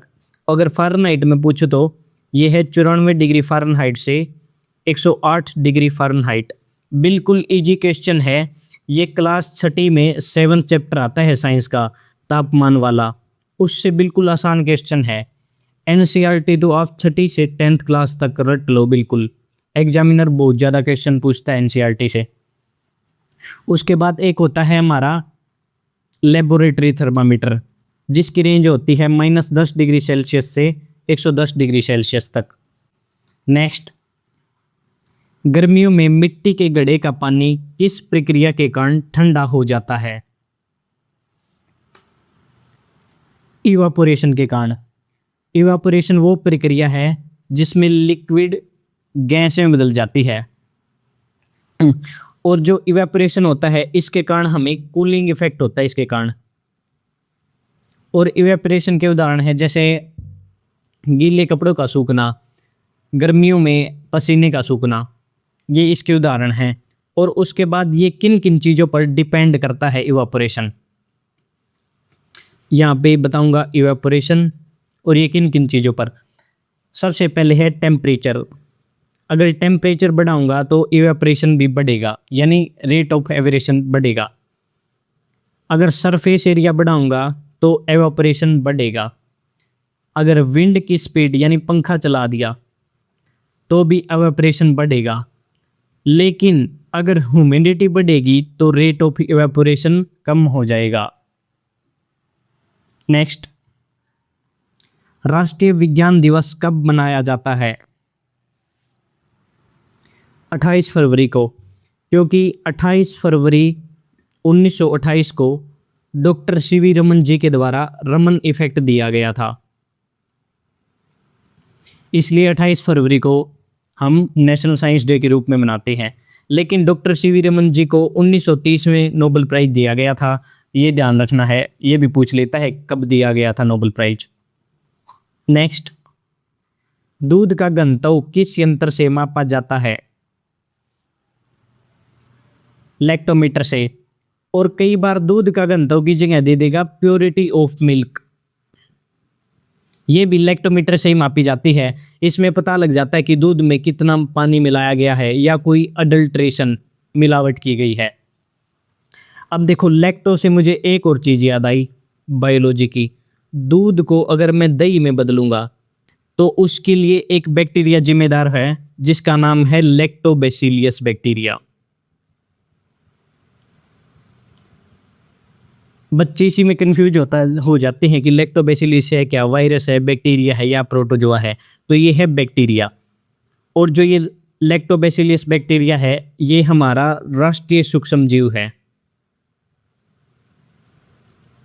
नेशनल सिंबल ऑफ इंडिया सबसे जीके का मोस्ट इंपॉर्टेंट टॉपिक है, उसमें मैंने बिल्कुल डिटेल में करा रखे हैं सारे सिंबल। आप वो वीडियो तो जरूर देखो। ये देखो, मैंने उसका पोस्टर लगा दिया यहाँ पर।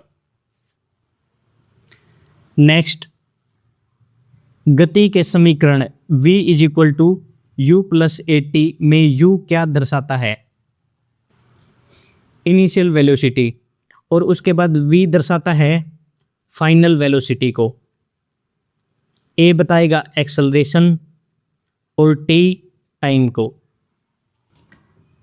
नेक्स्ट, पृथ्वी का प्लाइन वेग कितना है? 11.2 किलोमीटर पर सेकंड। अब ये है क्या चीज़? देखो, तीन चीज़ें अर्थ की वेलोसिटी से रिलेटेड हैं, तीनों मोस्ट इंपॉर्टेंट हैं। सबसे पहले अर्थ की एस्केप वेलोसिटी जो है 11.2 किलोमीटर पर सेकंड। ये होती क्या चीज़ है? मान लो ये अर्थ है, अर्थ के गुरुत्वाकर्षण फील्ड से मुझे कोई भी चीज़ हमेशा के लिए बाहर फेंकनी है, तो उस ऑब्जेक्ट को मैं इस वेलोसिटी के साथ थ्रो करूँगा। और दूसरी है अर्थ की ऑर्बिटल वेलोसिटी, ये होती है 29.8 किलोमीटर पर सेकंड। ये वो वेलोसिटी है जिस वेलोसिटी से धरती सूर्य के चारों ओर अपने अक्ष पर चक्कर काटती है। उसके बाद orbital velocity of earth satellite. मान लो हम कोई आर्टिफिशियल सैटेलाइट भेज रहे हैं पृथ्वी से बाहर, और उस सैटेलाइट को किसी वेलोसिटी से भेजना पड़ेगा ताकि वो अर्थ के कक्ष में एंटर हो जाए और उसके चारों ओर चक्कर काटता रहे, तो वो वेलोसिटी होगी 7.9 किलोमीटर पर सेकंड। ये तीनों मोस्ट इम्पोर्टेंट हैं, इन तीनों को एक बार ध्यान से देखो और यहीं पर याद करने की कोशिश करो। चलिए अब नेक्स्ट करते हैं। साबुन का बुलबुला गोलाकार आकार किस कारण प्राप्त करता है? Surface tension. सरफेस टेंशन से और एग्जांपल बताता हूँ। रेन ड्रॉप की स्फेरिकल शेप इसी के कारण होती है, और सुई का पानी पर तैरना। उसके बाद डिटर्जेंट डालते हैं कपड़े धोने के लिए, जिससे इजीली हम डर्ट को निकाल पाते हैं। क्यों? क्योंकि डिटर्जेंट डालने के बाद पानी का सरफेस टेंशन कम हो जाता है। और भी कॉम्प्लेक्स प्रोसेस है, लेकिन इसका फिनोमिना यही है। साथ में मिसल फॉर्मेशन होती है, वो केमिस्ट्री में पढ़ते हो आप। नेक्स्ट, मानव नेत्र किसी वस्तु का प्रतिबिंब अपने खालिस्तान पर बनाता है? रेटिना पर। देखो इमेज में ये है रेटिना, यहाँ पर इमेज बननी चाहिए। कई बार इमेज बनती है यहाँ पर आगे और कई बार पीछे। अगर आगे बन गई तो होगी मायोपिया बीमारी। इसमें मैं कॉनकेव लेंस का उपयोग करूँगा, जो होता है डाइवर्जिंग लेंस। अगर पीछे बन गई रेटिना के बियॉन्ड, तो ये बीमारी हो गई मुझे हाइपरोपिया। इसमें मैं कॉन्वेक्स लेंस का उपयोग करूँगा ताकि इमेज एग्जैक्टली यहाँ पर बन जाए रेटिना पर। उसके बाद रेटिना में दो टाइप के सेल होते हैं, एक तो रोड्स और दूसरे कोन्स। ये हमें नाइट में देखने में मदद करते हैं, नाइट या डिम विजन में। उसके बाद कोन्स कलर विजन में हेल्प करते हैं। ये दोनों टाइप ऑफ सेल्स हैं। नेक्स्ट, ओम का नियम किस समीकरण द्वारा व्यक्त किया जा सकता है?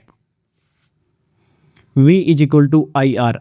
इसमें V होता है पोटेंशियल डिफरेंस, I करंट और R रेसिस्टेंस। नेक्स्ट, 12 वोल्ट की बैटरी से जुड़े होने पर एक बल्ब 3 एम्पियर की धारा लेता है। बल्ब की शक्ति क्या होगी? इसके लिए फार्मूला है P is equal to VI। अब पावर निकालनी है। पावर होती है VI। V है 12 वोल्ट की बैटरी और 3 एम्पियर का करंट, तो पावर आ गई 36 वोट। पावर की यूनिट वोट ही होती है। इसको हम और दूसरे तरीके से भी निकाल सकते हैं। अब देखो, ओम्स के लॉ के according V is equal to होता है IR, पीछे ही पड़ा है। तो अब रेसिस्टेंस निकाल लो, ये होता है V/I। रेसिस्टेंस हो गया 12/3 4 ओम। अब पावर का एक और फॉर्मूला है P is equal to I²R। तो यहाँ पर P is equal to I दे रखा है 3 और R आ गया हमारा 4, तो 9 × 4 36 वाट। दोनों में सेम आंसर आया। नेक्स्ट, पृथ्वी पर किसी वस्तु का द्रव्यमान 60 किलोग्राम है, चंद्रमा पर उसका द्रव्यमान कितना होगा? 60 किलोग्राम ही होगा। देखो, मास किसी भी वस्तु का कभी चेंज नहीं होता, मास हमेशा सेम रहता है। लेकिन अगर ये पूछता कि उस वस्तु का वेट पृथ्वी पर 60 kg है, तो चंद्रमा पर उसका वेट हो जाता 10 kg, लेकिन मास तो सेम रहता है। ये क्यों होता है 10 kg वेट? क्योंकि वेट होता है m × g, इसके बराबर। g यहाँ पे है ग्रेविटी, जिसकी वैल्यू है 9.8 मीटर पर सेकंड स्क्वायर। अब जो मून पे ग्रेविटी होती है वो अर्थ की 1/6 होती है, तो वेट भी 1/6 हो जाएगा। नेक्स्ट, हीरे की चमक किस कारण होती है? Total internal reflection of light के कारण, यानी TIR के कारण। और TIR से और एग्जांपल बताता हूं, ऑप्टिकल फाइबर इसी पर बेस है। उसके बाद मिराज, जिसको हिंदी में कहते हैं मृग तर्षणा, इसी पर आधारित है। मिराज वैसे दो चीज़ों से है, एक तो TIR और दूसरा होगा रिफ्रैक्शन। नेक्स्ट, रंगांध यानी कलर ब्लाइंडनेस व्यक्ति को निम्नलिखित में से किन रंगों में अंतर करने में कठिनाई होती है? रेड और ग्रीन में। आप भी अपना टेस्ट कर सकते हो, कमेंट करो कि ये क्या नंबर है। अगर आपने सही आंसर दे दिया तो ये टेस्ट हो गया आपके कलर ब्लाइंडनेस का। हालांकि और बहुत टेस्ट होते हैं उसके लिए। अब देखो, प्राइमरी कलर होते हैं 3, रेड, ब्लू और ग्रीन। कलर ब्लाइंडनेस में जो प्राइमरी कलर हैं इन्हीं में डिफरेंशिएट नहीं कर पाता, इसलिए ही कलर ब्लाइंडनेस का बहुत ही बड़ा पॉइंट बनता है आर्मी वगैरह में।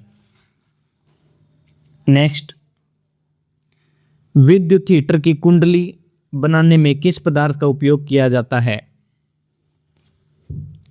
निक्रोम।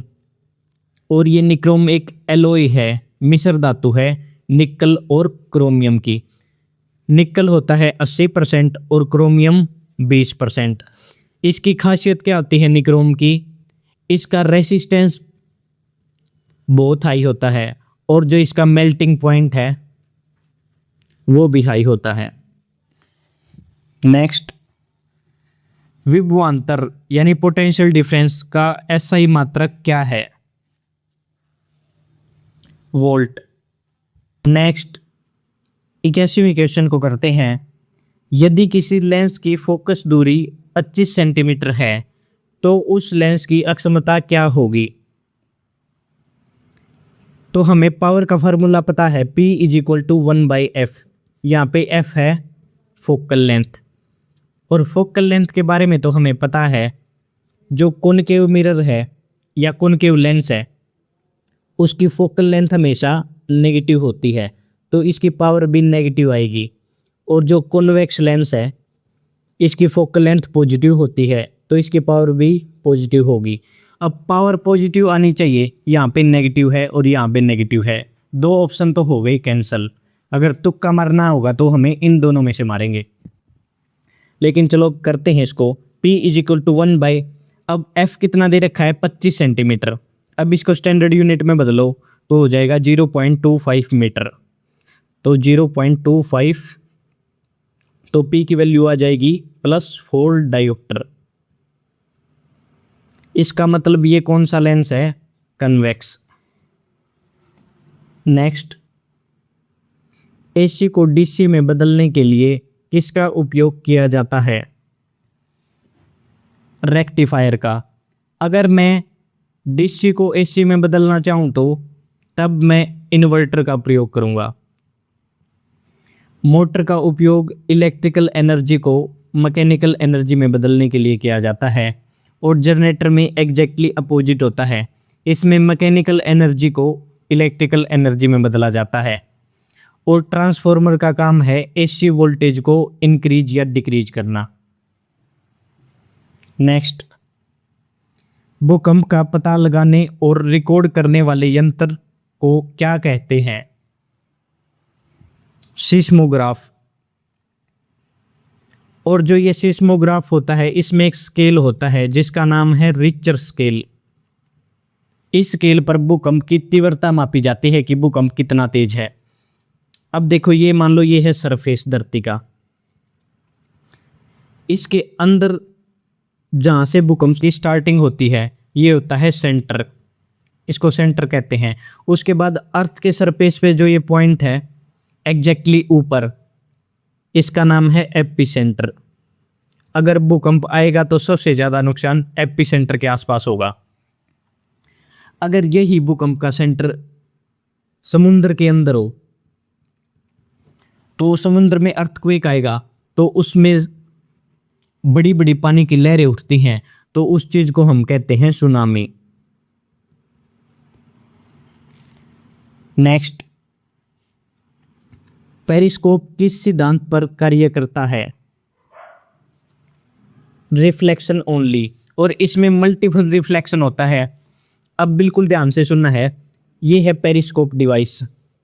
इसमें हम दो प्लेन मिरर का यूज करते हैं और दोनों प्लेन मिररों को पैरेलल रखा जाता है 45 डिग्री के एंगल पर।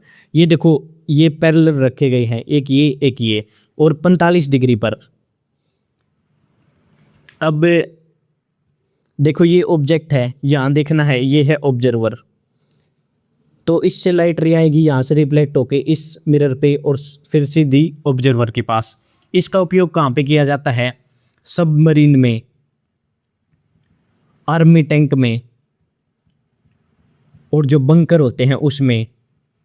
खासकर ये आर्मी की चीज़ों में उपयोग किया जाता है, दुश्मन की सीक्रेट इन्फॉर्मेशन को पता लगाने के लिए, या समुद्र में भी करते हैं, जहाज वगैरह को देखने के लिए। वो पानी के अंदर रह जाएंगे और पेरिस्कोप को पानी के ऊपर सरफेस पे छोड़ देंगे। नेक्स्ट, नाभ के रिएक्टर में ग्रेफाइट का उपयोग किस रूप में किया जाता है? मॉडरेटर, और मॉडरेटर के रूप में यूज किया जाता है D2O को, जिसको हम हैवी वाटर कहते हैं। इन दोनों का क्या काम है, ग्रेफाइट का और D2O का? ये न्यूट्रॉन को स्लो डाउन करते हैं। उसके बाद एक चीज होती है कंट्रोलर न्यूक्लियर रिएक्टर में, ये होती है बोरोन और कैडमियम की रोड्स। इनका काम होता है न्यूट्रॉन को एब्जॉर्ब करना और जो न्यूक्लियर चेन रिएक्शन है उसको स्लो डाउन करना। नेक्स्ट, एक नॉटिकल माइल बराबर होता है 1852 मीटर। नॉटिकल माइल का उपयोग एयर और मेरीन नेविगेशन में किया जाता है। आपने इंटरनेशनल बाउंड्रीज में इसका जरूर जिक्र सुना होगा, जैसे इंडिया की बाउंड्री इतने नॉटिकल माइल तक है, वो सभी देशों की अलग अलग निर्धारित होती हैं। नेक्स्ट, ट्रांसफॉर्मर का उपयोग खालिस्तान के लिए किया जाता है to increase and decrease AC voltage. उसके बाद DC को AC में बदलने का काम करता है इन्वर्टर, और AC को DC में रेक्टिफायर। नेक्स्ट, पायरोमीटर का उपयोग क्या मापने के लिए किया जाता है? हाई टेम्परेचर, और एक और होता है जिसका नाम है क्रायोमीटर। इसका उपयोग बिल्कुल लो टेम्परेचर को मापने के लिए किया जाता है। देखो, इनके नाम से ही पता लग रहा है, पायरो का मतलब होता है इंग्लिश में फायर यानी आग, तो ये हाई टेम्परेचर को मापेगा, और क्रायो का मतलब होता है कोल्ड, तो ये लो टेम्परेचर को मापता है। नेक्स्ट, वायु में ध्वनि की चाल कितनी होती है? 343 मीटर पर सेकंड, और जो ये चाल होती है 20 डिग्री सेल्सियस से लेके 25 डिग्री सेल्सियस तक होती है। रूम टेम्परेचर पर कह सकते हो आप, ये एग्जैक्ट वैल्यू होती है 20 डिग्री सेल्सियस पर, लेकिन इनमें से कोई भी वैल्यू दे सकता है। अगर एयर की स्पीड 343 मीटर पर सेकंड इससे ज़्यादा है तो उस स्पीड को हम कहते हैं सुपरसोनिक स्पीड। आपने सुपरसोनिक जेट के बारे में ज़रूर सुना होगा। अगर इससे कम स्पीड है तो उस स्पीड को कहते हैं सबसोनिक स्पीड। नेक्स्ट, ध्वनि या शोर के स्तर को मापने की इकाई क्या है? डेसिबल, और इसको हम dB से डिनोट करते हैं। कुछ इंपॉर्टेंट डेसिबल हैं, ये जरूर याद रखने हैं आपको। सबसे पहले है rustling of sound. Normal condition की बात कर रही हैं सभी। नॉर्मल कंडीशन में रसलिंग ऑफ साउंड होती है 20 डेसिबल तक, यानी पत्तियों से जो आवाज आती है हवा चलने पर। विस्पर, जो हम फुसफुसाते हैं एक दूसरे के कान में, वो है 30 डेसिबल तक। और जो नॉर्मल कन्वर्सेशन है वो होती है 60 डेसिबल तक। उसके बाद है नॉइस पोल्यूशन। अगर साउंड में डेसिबल की वैल्यू 80 डेसिबल या इससे ज़्यादा हो जाए तो हम कह देंगे नॉइस पोल्यूशन हो गया। नेक्स्ट, अब लास्ट के सिर्फ 10 क्वेश्चन ही रह गए हैं, इनको डिटेल से करते हैं। रॉकेट किस सिद्धांत पर कार्य करता है? Newton third law. अब जो न्यूटन थर्ड लॉ ये में बताता है एक्शन और रिएक्शन के बारे में। Every action has equal and opposite reaction. उसके बाद कई बार रॉकेट का प्रिंसिपल दे देता है एग्जाम में, कंजर्वेशन ऑफ लीनियर मोमेंटम। ये इस पर भी बेस है क्योंकि ये न्यूटन का थर्ड लॉ और कंजर्वेशन ऑफ लीनियर मोमेंटम आपस में कनेक्टेड हैं। ये देख लो, मान लीजिए है रॉकेट, ये इसका पीछे की साइड है और ये आगे इस साइड जाएगा, तो इसमें पीछे से निकलेगी गैस जो आगे फोर्स लगाएंगे इसको जाने के लिए। तो ये तो हो गया न्यूटन का थर्ड लॉ एक्शन और रिएक्शन का। और इसमें जो लीनियर मोमेंटम है वो भी कंजर्वेशन में रहेगा। तो हम कह सकते हैं कि ये दोनों सिद्धांतों पर बेस है, यानी आपस में डीपली कनेक्टेड हैं दोनों सिद्धांत। नेक्स्ट, मानव शरीर का सामान्य तापमान कितना होता है? 37 डिग्री सेल्सियस। और फ़ारेनहाइट में होता है 98.6 डिग्री फ़ारेनहाइट। केल्विन में 310 केल्विन, या एग्जैक्टली होता है 310.15 केल्विन। अब देखो, दो चीज़ें हैं, ये मैं छठी क्लास की बात बता रहा हूँ। एक होता है हमारे पास क्लिनिकल थर्मामीटर और दूसरा होता है लेबोरेटरी। क्लिनिकल थर्मामीटर की रेंज होती है 35 डिग्री सेल्सियस से लेके 42 डिग्री सेल्सियस तक, जिसको फ़ारेनहाइट में 94 डिग्री फ़ारेनहाइट से 108 डिग्री फ़ारेनहाइट तक होता है। उसके बाद लेबोरेटरी की होती है -10 डिग्री सेल्सियस से लेके 110 डिग्री सेल्सियस तक। नेक्स्ट, अवरत तरंगों यानी इंफ्रारेड वेव्स को और किस नाम से जाना जाता है? हीट वेव्स, क्योंकि infrared waves maximum heating effect देती हैं। और इसका सबसे कॉमन एग्जांपल है इंफ्रारेड वेव्स का टीवी रिमोट में जो रेज होती हैं। ये एग्जांपल बहुत बार पूछा जाता है। नेक्स्ट,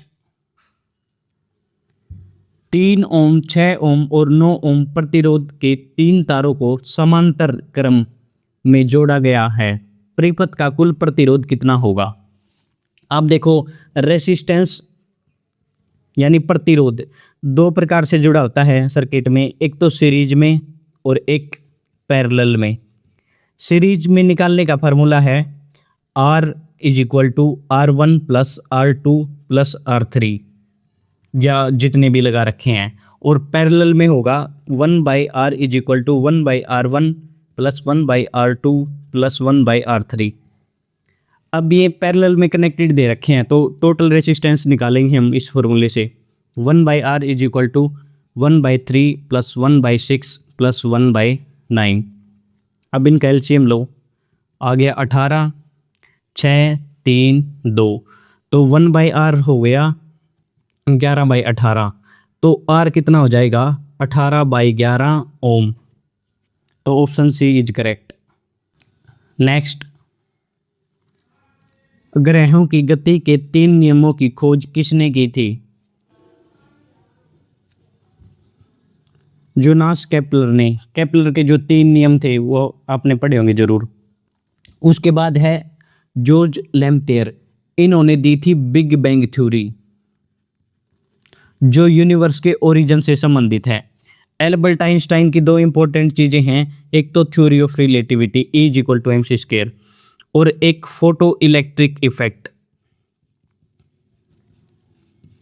इसी फोटो इलेक्ट्रिक इफेक्ट के लिए इनको नोबेल प्राइज दिया गया था। और जो निकोलस कोपरनिकस है, इन्होंने दी थी हीलियोसेंट्रिक थ्योरी। देखो, हीलियो का मतलब होता है सन, सेंटर का मतलब सेंटर में। इन्होंने ये कहा था जो सन है वो यूनिवर्स का सेंटर है, लेकिन ये गलत बात है, क्योंकि जो सन है ये तो एक बड़ा सा तारा है, ये यूनिवर्स का सेंटर नहीं है, ये सोलर सिस्टम का सेंटर है। नेक्स्ट, यदि किसी वस्तु का वेग दोगुना कर दिया जाए तो उसकी गतीय ऊर्जा यानी काइनेटिक एनर्जी कितनी गुना बढ़ जाती है। देखो, काइनेटिक एनर्जी का फार्मूला होता है हाफ mv²। अब ये एग्जामिनर कह रहा है क्वेश्चन में v की वैल्यू है जो वो 2 गुना हो गई, तो काइनेटिक एनर्जी पे क्या फ़र्क पड़ेगा। तो v की जगह 2v रख के देखो कितना आएगा। तो काइनेटिक एनर्जी बराबर है हाफ mv की जगह 2v इसका स्क्वायर, तो काइनेटिक एनर्जी हो जाएगी हाफ m/4v²। उसके बाद 4 को आगे ले आओ, के ई काइनेटिक एनर्जी 4 हाफ mv²। तो ये तो काइनेटिक एनर्जी का फॉर्मूला था ही, तो ये कितने गुना हो गई, 4 गुना। तो कौन सा ऑप्शन सही है, डी। नेक्स्ट, एक्स-रे की खोज किस वैज्ञानिक ने की थी। विलियम रोंटगन ने। और जो ये एक्स-रे है ये इलेक्ट्रोमैग्नेटिक वेव्स है, और इसका उपयोग सबसे ज़्यादा मेडिकल इमेजिंग में किया जाता है। नेक्स्ट, जब कोई ठोस पदार्थ बिना द्रव बने सीधे गैस में बदल जाता है तो उस प्रक्रिया को क्या कहते हैं। सब्लिमेशन। इसमें क्या होगा, कोई पदार्थ सॉलिड से डायरेक्टली गैस में बदल जाता है, और जो ये पदार्थ होते हैं इनको हम कहते हैं सब्लिमेट। इनके एग्जाम्पल बहुत ज़रूरी हैं, वो हैं सॉलिड CO2 जिसको हम ड्राई आइस भी कहते हैं, उसके बाद कैम्फर, कपूर और आयोडीन। तीनों मोस्ट इंपोर्टेंट एग्जाम्पल हैं सब्लिमेट के। नेक्स्ट, परम शून्य तापमान का मान क्या होता है।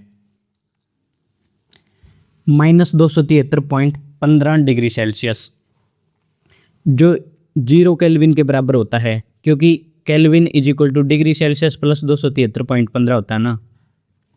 तो एग्जाम में एक और क्वेश्चन पूछता है, जो टेम्परेचर के स्केल है, मान लो ये है डिग्री सेल्सियस और डिग्री फ़ारेनहाइट और केल्विन, इनमें से कौन सा स्केल कभी नेगेटिव नहीं हो सकता। केल्विन स्केल कभी भी नेगेटिव नहीं होता, क्योंकि ये मैक्सिमम पॉसिबल नेगेटिव टेम्परेचर है, इससे कम तापमान तो पॉसिबल ही नहीं है। तो केल्विन स्केल कभी नेगेटिव नहीं होता, इसकी स्टार्टिंग ही 0 केल्विन यानी एब्सोल्यूट 0 टेम्परेचर से होती है। और जो ये एब्सोल्यूट 0 टेम्परेचर है, इसकी खासियत क्या है, इसमें जो गैस का मोलिकुलर मोशन है वो स्टॉप हो जाता है या मिनिमम हो जाता है। नेक्स्ट, लास्ट क्वेश्चन है, रात में तारों का टिमटिमाहट किसके द्वारा होता है। एटमॉस्फेरिक रिफ्रैक्शन के कारण। और एटमॉस्फेरिक रिफ्रैक्शन से 2 चीज़ें और बताता हूँ, advance sunrise and delay sunset. जैसे सनराइज से पहले 2 मिनट पहले हमें सन दिखने लगता है और सनराइज के 2 मिनट बाद तक दिखता है, यानी 4 मिनट का डे लाइट टाइम एक्सटेंड हो गया। ये होता है रिफ्रैक्शन के कारण।